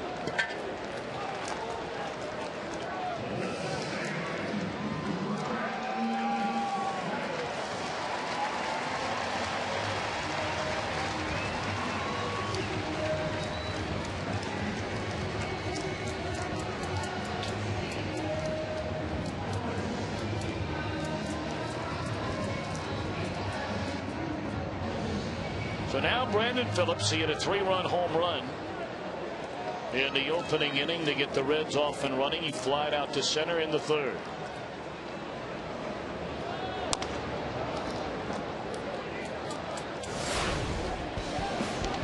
Back in the first inning, he gets a sinker, first pitch, down and in, turn and burn. That was a line drive out of the ballpark.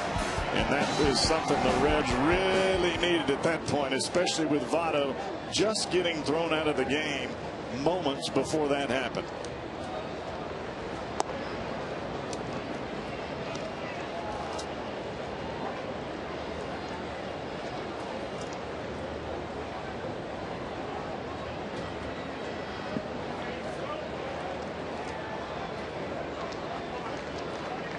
One and one on Brandon Phillips. Base is empty with 2 outs, and looks at a fastball right down the middle.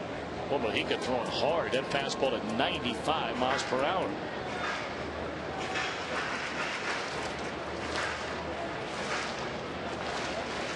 Mujica came over from Cleveland back on April the 1st of this year for a player to be named or cash considerations.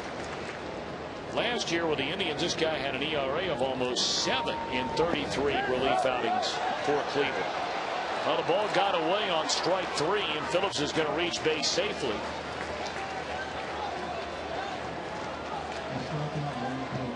That'll be a strikeout and a wild pitch, allowing Phillips to get to first base with 2 away in the inning. He almost didn't run here, Tom.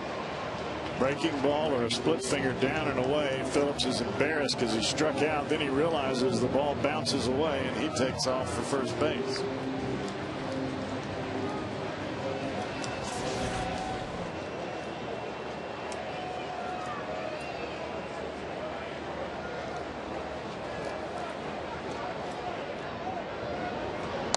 Encarnacion, a one-hopper right to Gonzalez, and that's that in the Reds' 5th inning. 1 man left. We played 5. Reds 5. Padres 1.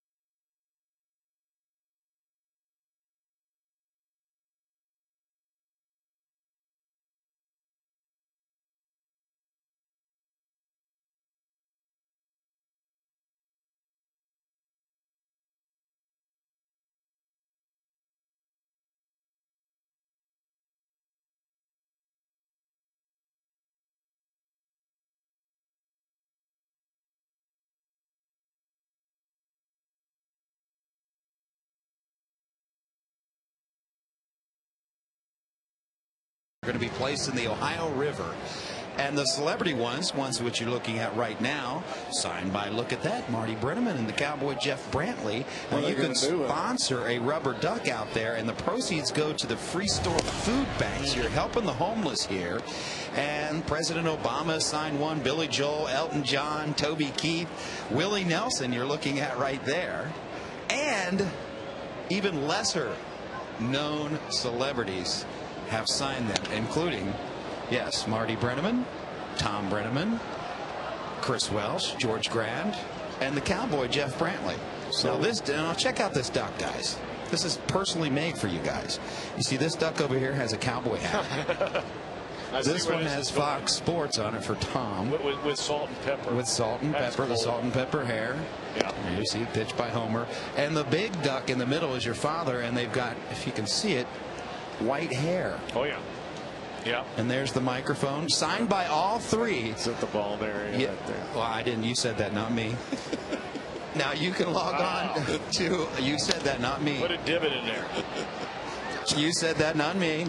RubberDuckRegatta.org is where you can bid on these, or call 513-929-DUCK. Yep. And again, it goes a great cause here, feeding the homeless. And imagine that 100,000 ducks dropped into the Ohio River, some of which celebrity involvement.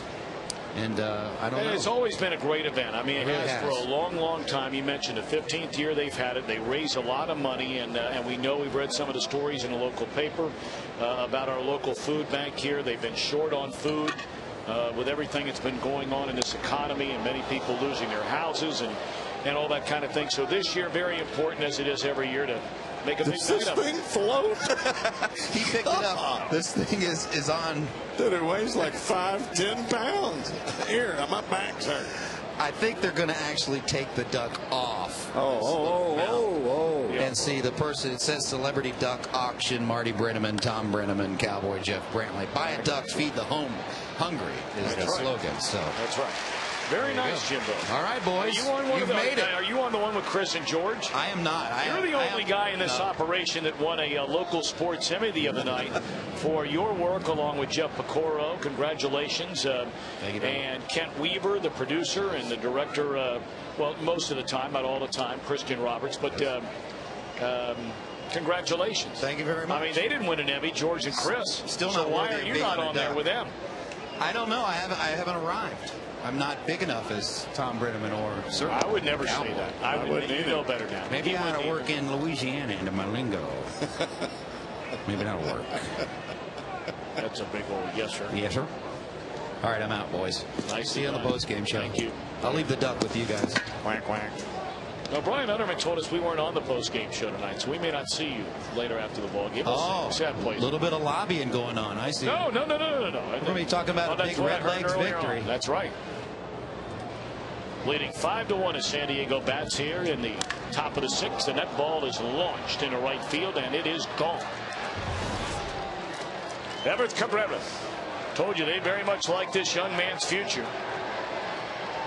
But he has found the seats for the first time in his major league career.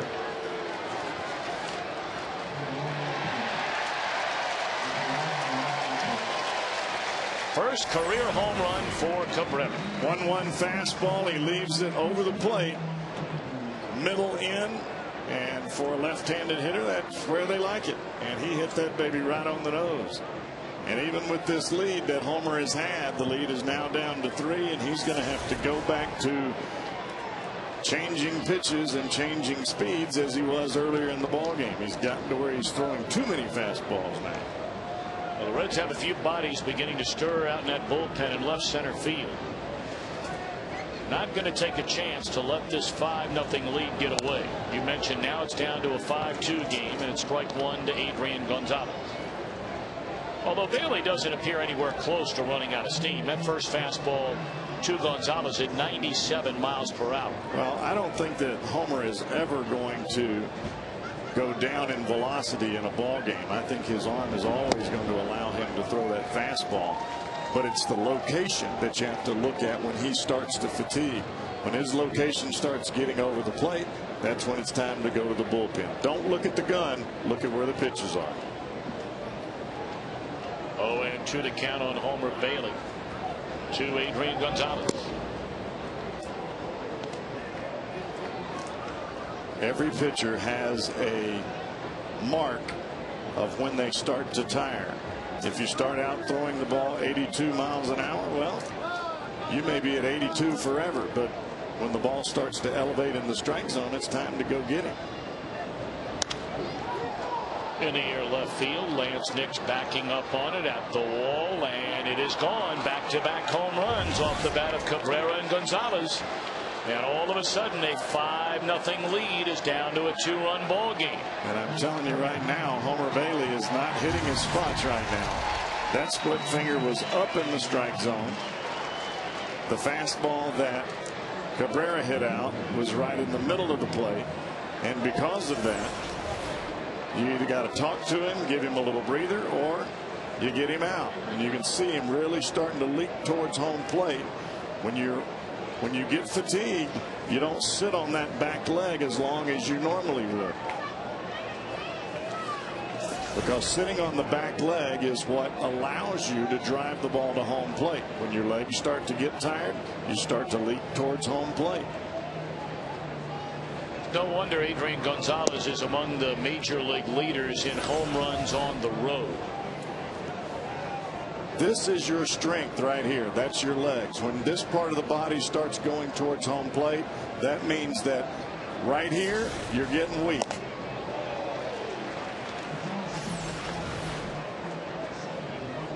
And you're exactly right, Tom. Whenever this part of your arm doesn't catch up and get going towards the plate in the right direction, the split finger starts to get up in the strike zone, which is exactly what Tom was talking about. You take a great hitter at home plate. Most hitters may pop that pitch up to left field or right field because they're trying to pull it. Not that guy. He drilled it out of the park the other way. Of course, Gonzalez plays in the toughest place in all of Major League Baseball to homer in. I mean, that ball right there is caught 20 feet in front of the wall at Petco Park. Yeah. Josh Rocky, the right-hander, Daniel Ray Herrera, the left-hander, a pair of rookies, begin to loosen in the Reds bullpen. 2-2 pitch. Foul out of play again. When Gonzalez takes his swing, it is nice and flat. And you can see that body and his eyes going right over.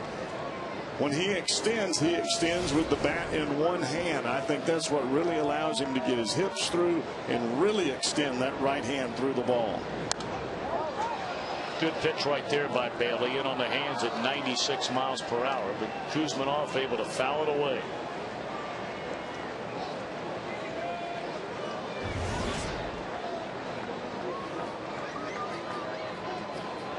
Next pitch, number 97 of the game for Bailey.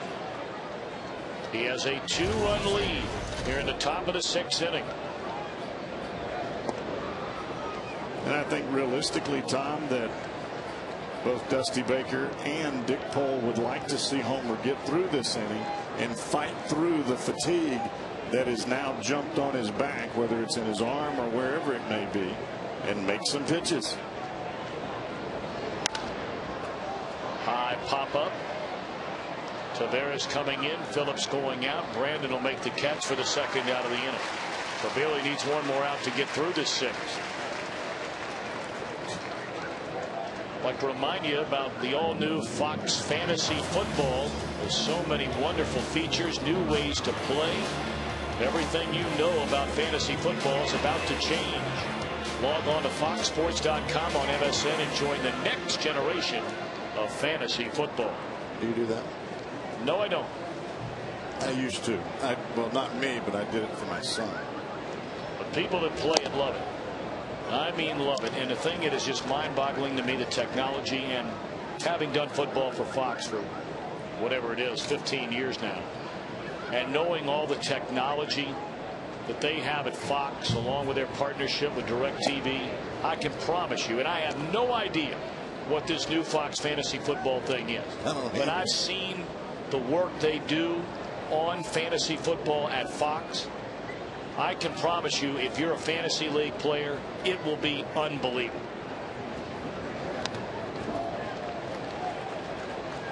And having a team in fantasy football really makes you a fan of the whole league. It's not just one team anymore. It's not just the Green Bay Packers or the Minnesota Vikings or the Washington Redskins, Cowboys, whatever.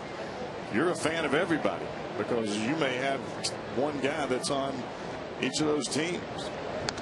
All right, before we go any further with football in mind, because you and a guy named Favre reside in the same state, you have some common friends. We do. You know Brett. I mean, I know you haven't talked to him lately, but do you think he's playing this year? No doubt about it. Really? Yeah. No doubt for the Minnesota Vikings. For the Minnesota Vikings. Right. So strap them on. Well, he'll be ready. High pop up, and Bailey will find a way to get through the 6th inning. He'll out back-to-back home runs.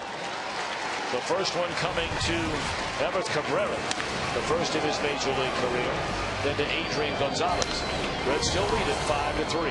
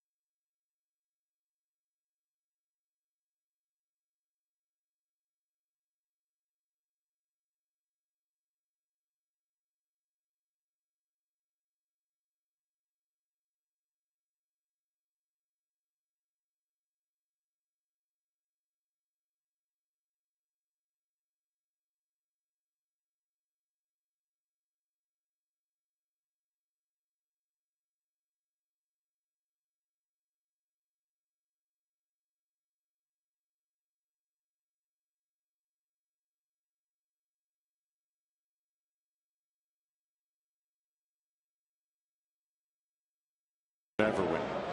No. You're not going to win the ball strike argument, and you're not going to win the check swing argument. You can show your displeasure. There's a few words that you can't say while you're showing your displeasure, but you can still show it and then going back to dugout. Two-hopper down to Gonzalez. He is one slick defender down there at first, and he throws out Lance Nix to begin the Reds' 6th inning. I mean, there are many that will tell you they believe Gonzalez is the best defensive first baseman in the league by a lot. Albert Pujols won the Gold Glove last year, but of course so much of the Gold Glove voting is just so flawed. Not to say that the writers or the sportscasters or anybody else could do it any better, but in this day and age of an unbalanced schedule, to have coaches and managers vote on the Gold Glove is really laughable. I mean, you know, the Reds play the San Diego Padres 6-7 times a year. You play them in 2 series. So let's say a guy like Gonzalez maybe misses 3 games because he's out hurt, and you see him play in 3 games, and maybe he doesn't even have to make a tough play over the 3 you did see him. Right. You're not even going to think about him when the time comes to vote. Of course, the situation was really magnified a number of years ago when Rafael Palmeiro won the Gold Glove at first base, and he played in less than 10 games at first all year long. He was a DH. I remember that. That was in 2001. because I was on the Rangers. Gomes hits it hard the other way. Is this his second home run tonight? You betcha.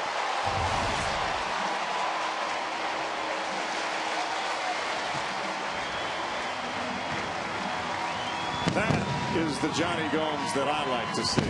When he goes up there with his mindset to drive the ball the other way, he lays off for the bad breaking balls. He gets good fastballs to hit, and when he connects, fireworks.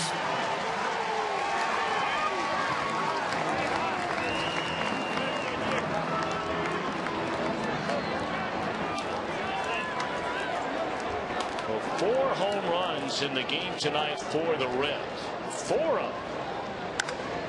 This one drilled straight away center field off the bat of Tatum. Thought maybe he had his first big league hit there for a moment. Me too. Well, you'd love to see the young man get it here soon. Watch the swing from Johnny Gomes. Stays right on that. Look at the head. Watch the head here, right over the ball. That's what I'm talking about. When you drive a ball the other way, it's about the head being right on the baseball.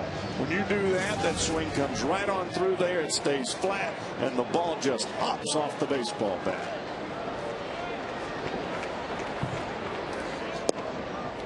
So Homer Bailey going to bat here in the bottom of the 6th inning with a 6-3 lead.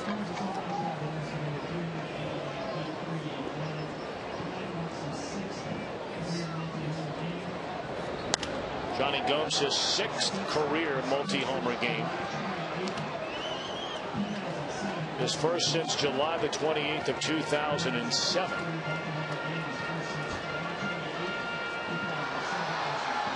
How about that? Almost 2 years to the day. 2 years and 1 day since the last time he did it. Tom, we talk so much about momentum, about chemistry. We talk about going in the right direction, trying to put things back together, the swagger, the confidence, all of those things that a team must have to get going in the right direction. And sometimes it can only take one game to get it back right. Homer Bailey gone on strikes, but Johnny Gomes has given him a little bit more breathing room. His second home run of the game to put the Reds back in front by 3.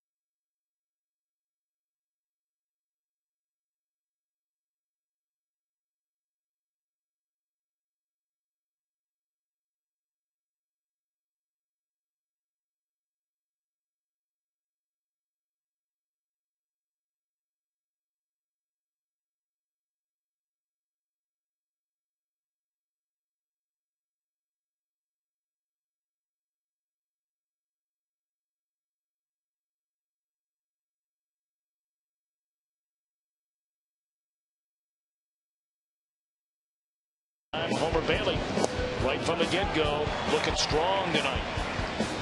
And his team helped him in the very first inning with 2 on and nobody out. Joey Votto thrown out of the game. And the very next batter, Brandon Phillips, picked up the club with a 3-run home run, 3-0 lead. Johnny Gomes made it 4-0 with a home run in the second inning. Encarnacion made it 5-0 with a homer to left field in the 4th. And Johnny Gomes with another home run to right center field in the 6th inning.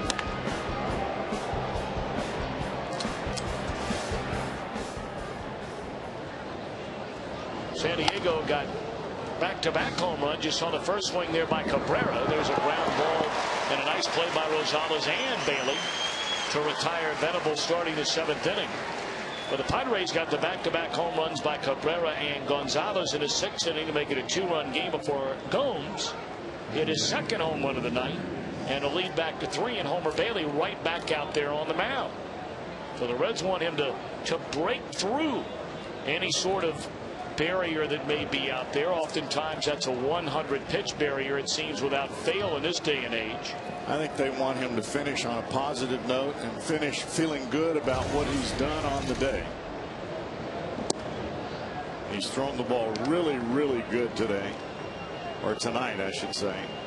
He did give up the back-to-back home runs in the 6th, but from the beginning of this ball game all the way up until right now, I would say he has thrown the ball as good as I've seen him throw. Fly ball to center field, and there are 2 away in the inning. Well, you know, Bailey had those back-to-back starts where you thought, well, hold on a minute now, you know, maybe some of those poor outings are a thing of the past. After he made his 2nd start of this year against Cleveland, you know, when he walked the 7 guys, but he only allowed the 3 runs, and you're thinking, you know, showed a lot of toughness in that game. Right. Came back against St. Louis, pitched a great game here, should have gotten a win. Right. But tonight, Pujols hit the grand slam. He gave up the charge with 2 runs in 7 1/3 innings. Only 3 hits he allowed. The very next time out against a very good Philadelphia team, arguably the best lineup in the league. Pitched good against them. He allowed 2 runs in 6 innings. But his last 2 starts lit up. 7 runs in 5 1/3 against Milwaukee. 9 runs, 6 earned in 2 2/3 against the Dodgers. But now back at it tonight, throwing 96 miles per hour in the 7th inning. And what has always happened with him, Tom, is he's had a bad game and he was never able to recover. He was never able to make the adjustment to get back in line. And I think that's what they want him to do. And that's what he is doing tonight. He got off the track a little bit. They want him back on the express. In the air, right center field. Gomes is there, and Bailey with a 1-2-3 7th. Well done, Homer Bailey. Time now for the 7th inning stretch, presented by Cincinnati Bell.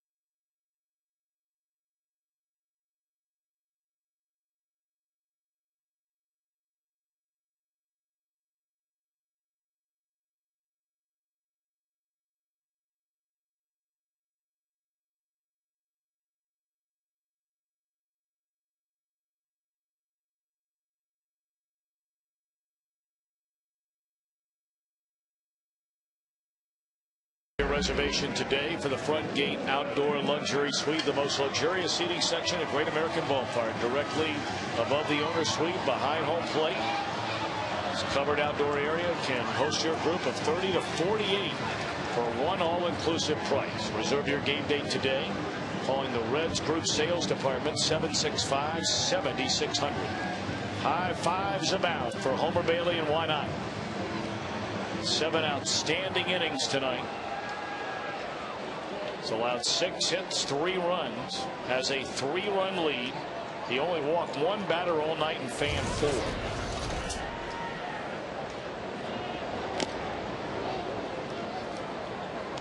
Mujica still on the mound for the Padres. Top of the order for the Reds, Taveras, Gonzalez, and Rosales.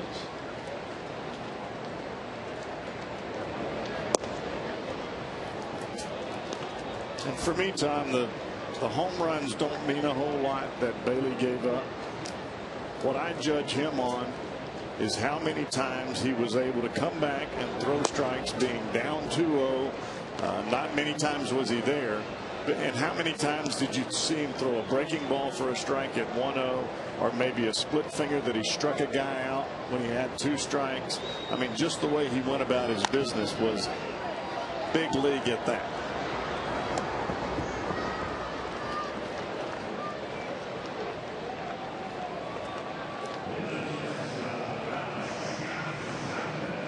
But Taveras grounds out to begin the inning. Find out what sports moments made the best top 50 countdown this week. Chris Rose, Carissa Thompson tell you what they are. Weeknights only on Fox Sports Ohio, presented by 1-800-SAFE-AUTO.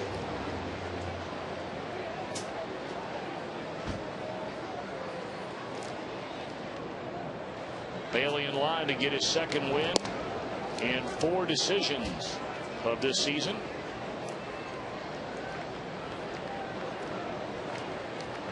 It's just fun to watch a pitcher make adjustments, compete, and do what he needs to do to win the ball game. And for a guy like Homer Bailey, we said it at the beginning of the game, you and I were talking about it, if he throws strikes with his fastball, he'll be successful, and that's exactly what he did. Heck, he had a couple of times he just flat blew him away with a heater.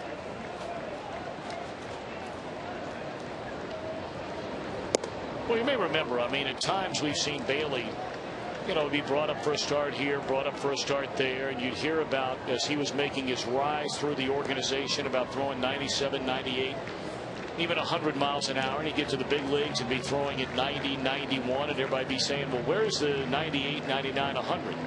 Well, this year, we are seeing that guy that, I mean, can hit 97, 98. I mean, oftentimes tonight he was pitching 94, 95. Right. And a lot of that goes back to being comfortable within yourself and getting that weight on that back leg and then just let everything charge. And if you're jumpy or if you're nervous, anxious, scared, whatever that may be, if you go forward with the front half of your body before it's time to have that leg drive, you're going to have nothing on the ball. You're throwing all arm, and your pitches are going to be down in the low 90s or the high 80s. And for a guy that doesn't throw that hard, it's going to be worse than that.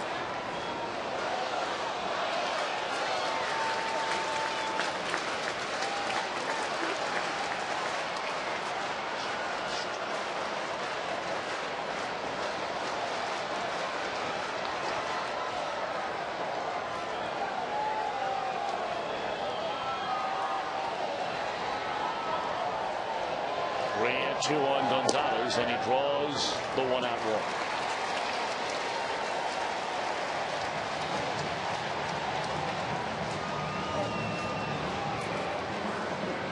All right, Reds fans, for great tasting food and family fun, pick up JTM Philly Kits Burgers or Delicious Barbecue from your favorite grocer. JTM, food, family, and fun. Now, when you were knocking down that skyline tonight, yes, big old plate you had delivered here in the booth.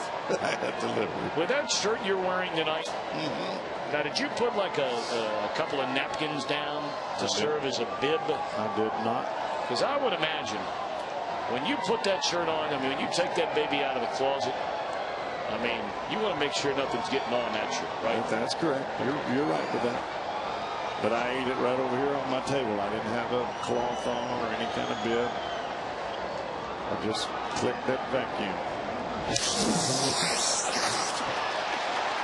Straight away center field, and a nice play out there by Tony Gwynn to run it down. And he went and got that ball. Yes, That ball he was did. hammered.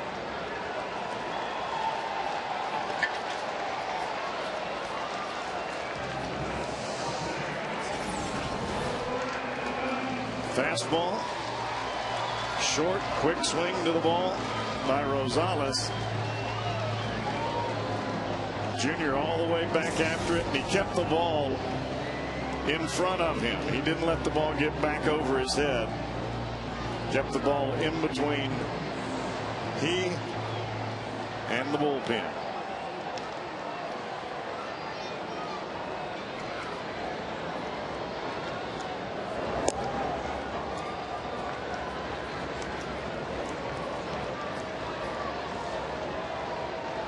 Two away in the inning, and out of batter Brandon Phillips. A 3-run home run for Brandon in the first inning. Fly to center in the third. Struck out swinging, but reached on a wild pitch in the fifth. We're in the bottom of the seventh, and the Reds have a 6-3 lead. Reds trying to forget all about the last 6 games. 0-6 through LA and Chicago. Boy, those are lonely towns to go 0-6. They are. You just come back and you play ball.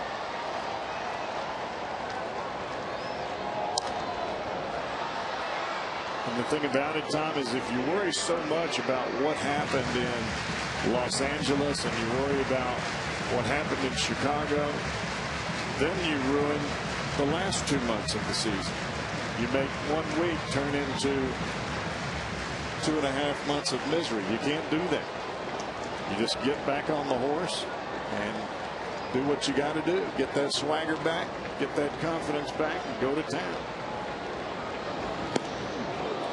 Brandon out of there swinging to retire the side. A man left. We move to the 8th. Reds 6, San Diego 3.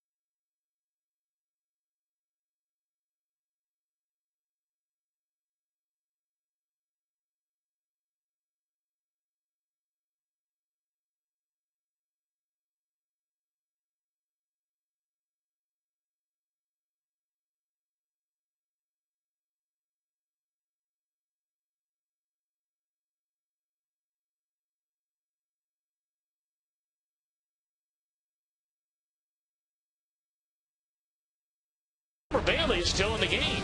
We thought perhaps the way he was sitting in the dugout and got all those high fives after coming back in at the end of 7 that his night might be over. But he's out there on the hill, takes the ball to start the 8th inning, and he'll face pinch hitter Oscar Salazar for San Diego. Then Tony Gwynn and Everett Cabrera. Strike 1. Well, that's what I thought too, but evidently Homer must have gone to the man who makes the decision, and that's Dusty Baker, and in some way, fashion, or form convinced him to stay in the game. Straight away center field, lazy fly ball, easy for Taveras, 1 away. Tell you what, since allowing the back-to-back home runs to Cabrera and Gonzalez, Bailey's retired 6 in a row. But the thing about it, Tom, is he's throwing the ball fine. The two balls that were hit out of the ballpark were just fastball, were not fastball, but they were just pitches that got over the plate and they were elevated a little bit.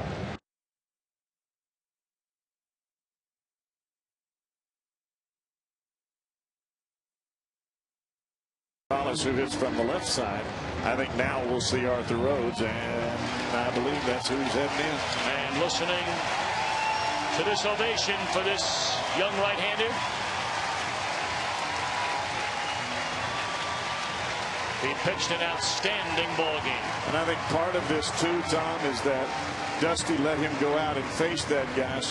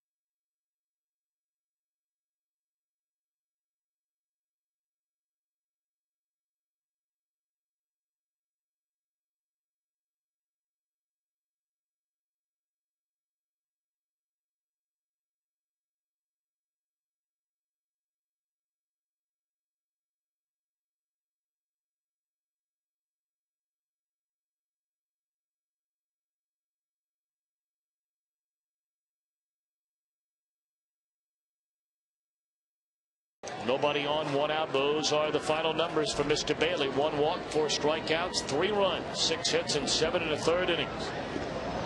And now he'll turn it over to what has been a sensational back end of the bullpen for this Reds team all year long. Clearly, it has been their greatest strength. The trio of Rhodes, Weathers, and Cordero. Doesn't mean every night they're going to be great. I mean, heck, yesterday we saw Rhodes give up 2 runs in a game. I can't remember when that happened last. But for the most part, when the Reds have had the lead or the game has been tied between Rhodes, Weathers, and Cordero, man, you can pretty much book it.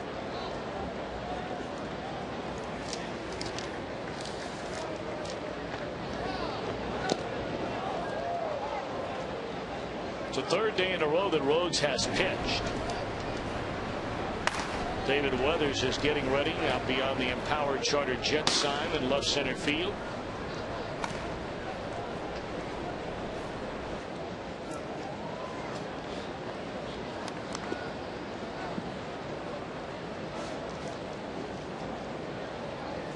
Oh, and 2 to Tony Gwynn, and it's fouled off out of play. Of course, I got to believe. I mean, Arthur Rhodes hasn't spent much time in the National League in his career, but I got to believe that this would probably be a first for Arthur Rhodes, pitching against a father and his son, if indeed he faced Tony Gwynn Sr.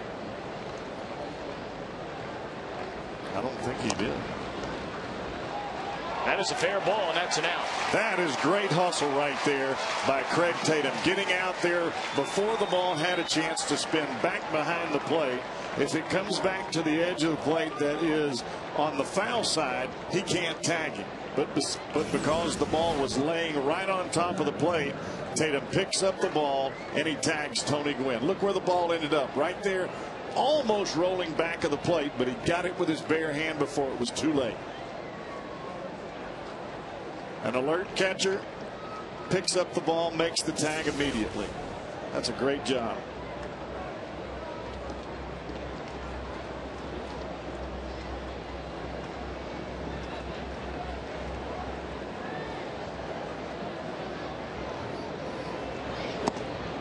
Pitch down and in to Cabrera.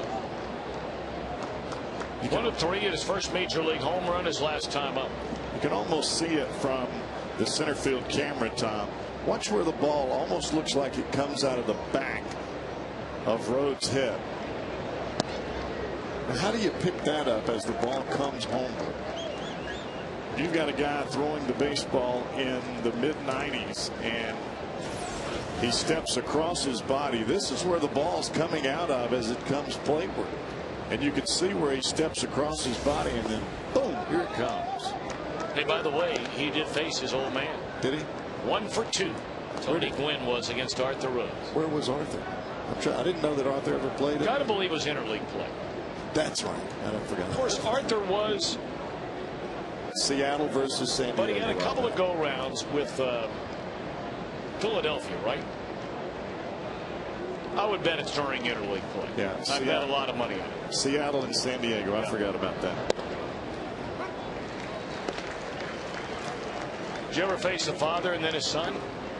You never pitched against Ken Griffey Sr., did you? I don't think so. If I did, I don't think I faced Junior.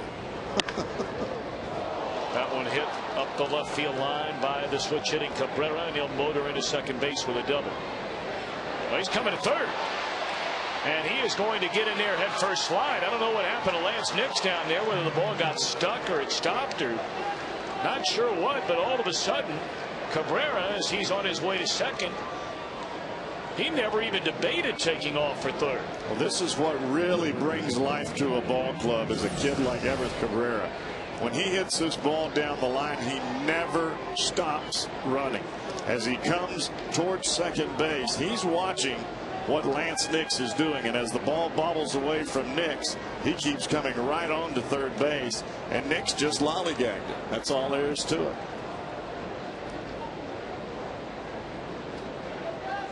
Nix just assumed he was going to take a double. Instead, he takes a triple. Well, that's the stuff that's just got to be getting deeper and deeper under Dusty Baker's skin by the day.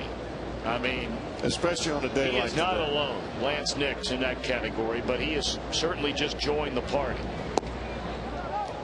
On a day like today, where everything is going well, you got to be at the top of your game. There should be no reason for you not to be diving, sprinting, hustling, getting after it in every way, fashion, or form.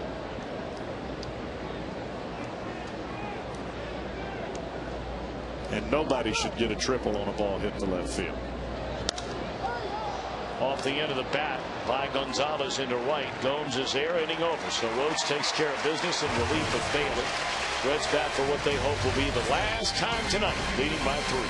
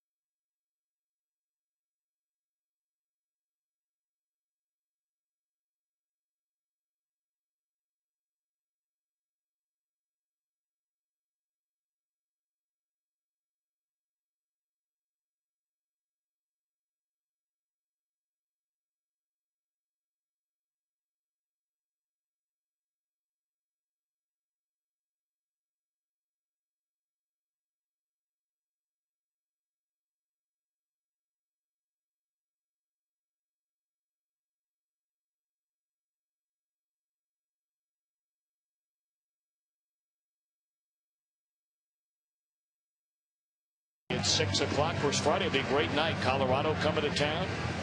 A young man who grew up in the Cincinnati area, still makes his home in the area. Aaron Cook will be on the mound that night for the Rockies. And he'll be locked up with whom we do not know. Reds are going to have to bring up a starter. Or somebody's got to start at Micah Owings' place here on Friday night. And then, of course, you have the fireworks after the ball game. And they are great fireworks indeed. We've talked about it all summer long. We look forward to every Friday night. Joe Thatcher now on the mound for San Diego. Well, he has got some definitely different kinds of mechanics. 20th ball game that he's been in. This will be his 22nd inning. Doesn't walk a whole lot of guys, but he comes almost sidearm, throws across his body from the left side. And even if you're right-handed, the ball seems to be coming into your hands. And if you're left-handed, well, it's probably coming behind you.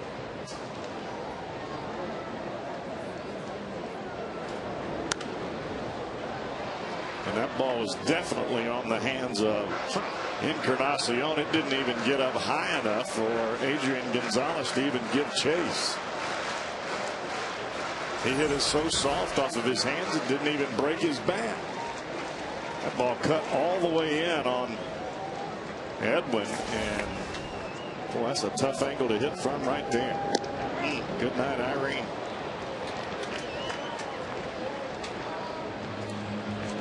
Tonight's Mega $1 Million jackpot up to $60 million. It's a lot of cake.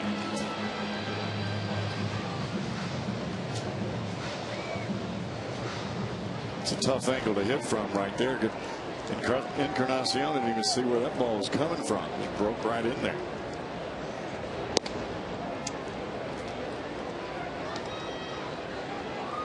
You know, I was asking you about Louisiana, why everything is in Louisiana. Right. Where do you suppose the name, and I just think of this stuff randomly from time to time, but you're one of the guys that generally has an answer for this kind of a question. Why do you think the term Goodnight Irene? Why Irene? Why not Debbie, Linda, any number of names? I think it came from a book, a story. You know, like the Waltons. Remember how they used to say, "Night, John Boy, night, yeah. Mary Ellen, night, Mom, night, Dad, night, Grandpa, night, John Boy." You know how they did all that? Good night, Irene. It's like in a story. Maybe they were saying good night to a bunch of people as Nick strikes out. Good night, Irene. Yeah. That's the only thing I can think of. All right. I just thought you might have an answer. Well, that's all the answer I got. Maybe it was a story. Might have been a bedtime story somebody used to tell me. Johnny Gomes. Can he hit a third one? Oh, he's more than capable. But I mean, against this side slinger. Yes, he can. Don't you think? Sure.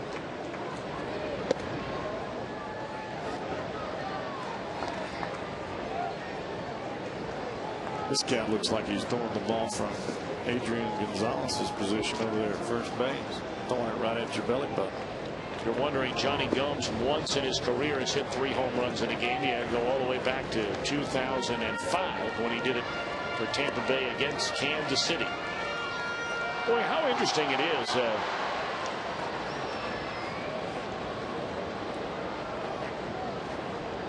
That's 2 years and 3 days from today. Told you the last time he hit 2 home runs in a game was 2 years ago tomorrow. The last time he hit 3 home runs in a game, July the 30th of 05. Maybe he likes this last week of July. Took a 3-0 fastball in the inside corner. Well, if this is a pitch that he's going to get number 3, you can rest assured if it's anywhere close, he will screw himself in the ground swinging so hard. He's adjusting that helmet, gripping that bat, and here we go. Wow. Threw him a pitch right there. It's right down Broadway. Couldn't believe he took that pitch. You? I'd have swung at it. Watch where the mid is. He didn't even have to like exert any effort. Maybe he's trying to trick him. Make him throw it there again. Johnny hadn't been here very long. I don't think yet. It's the first 3-1 pitch he's taken all year. And then it's ball 4 outside. He's working a wall. You're right. It's good at bat. So now it'll be Mr. Tatum, and again one more time for Craig to try and get his first big league hit. Everybody pull for Craig to get a hit here. Boy needs to get his first major league hit, get it on out of the way. You don't want that to carry on too far, because then it becomes pressure. It becomes the piano sitting on your back.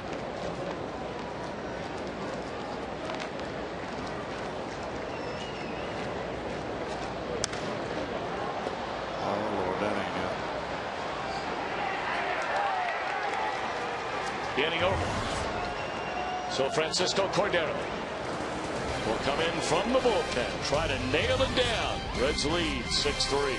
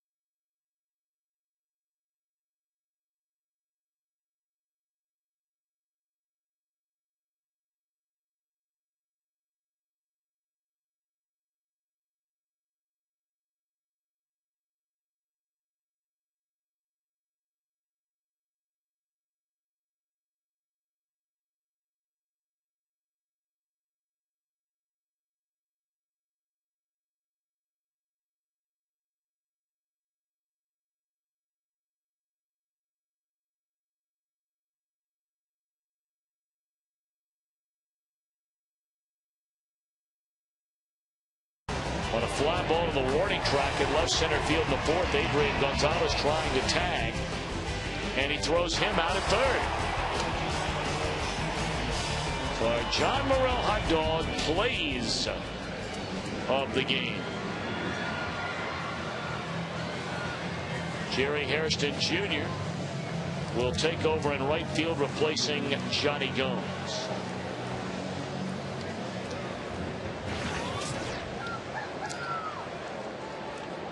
Francisco Cordero will take over on the mound. Only one blown save all year long. Of course, a National League All-Star for the Reds this season. Has had a spectacular year, and he will try and nail it down here in the ninth. Look at that ERA, 1.6. That's getting it done. And falling.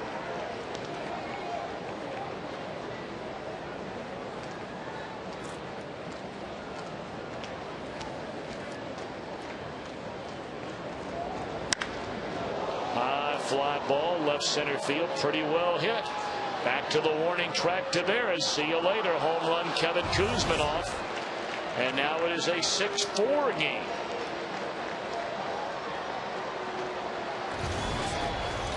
Been a lot of balls that have left the building. Boy, you're not lying. You know, this ballpark does not seem as though it is played small this year like it has in the past 7 years, but tonight it is playing small.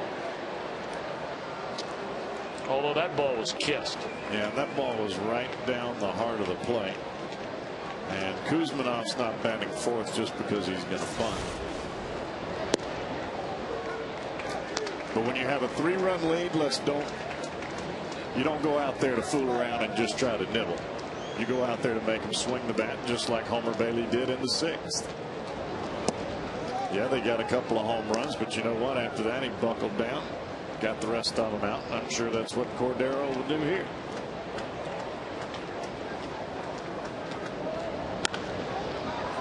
Tomahawked into left field, a foul ball.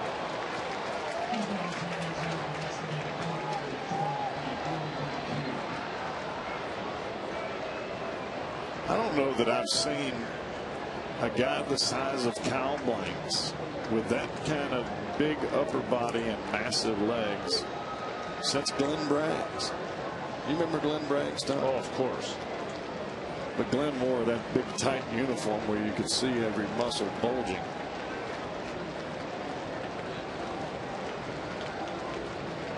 Well, you're not kidding. I mean, that guy would move his fingers and you just see muscles in the forearm.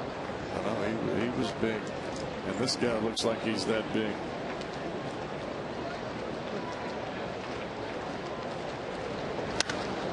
Fly ball, right field. Room for Hairston. And that's out number 1 of the San Diego 9th inning.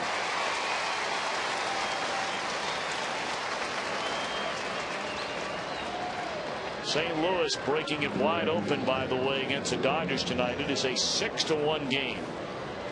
And the Cardinals with that revamped lineup with now Julio, Lugo, Mark DeRosa,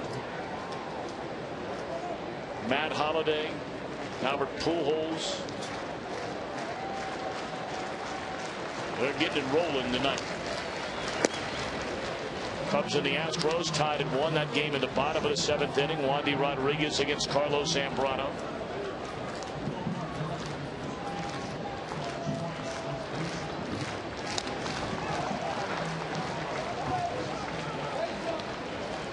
One and one the count on Will Venable.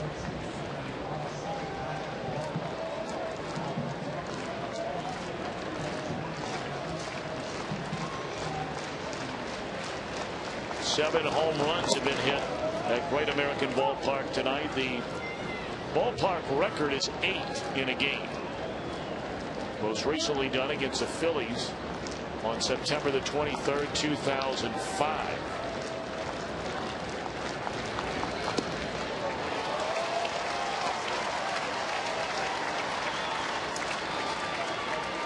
Two and two now to Venable. Cal Blanks, a 42nd round pick, 2004. Popped up and playable for the shortstop Gonzalez. And the Padres down to their final out of the 9th. Well, when you can't be at home to watch your Reds on Fox Sports Ohio, we invite you to check out MLB.tv. You can log on to the internet and watch every out-of-market Reds game live on your computer. For more details, visit Reds.com, where baseball is always on. The Reds are an out away from ending this 6-game losing streak. Their last victory was a week ago yesterday, right here in this ballpark over the Milwaukee Brewers. And this is going to do it. Fly ball by Rodriguez to Lance Nix, and the Reds are winners by a final count of 6-4. And it feels a little bit better than it has the last 6 days. Boy, you got that right. Anytime you get a W, I don't care how you get it. It's better than losing. Now the task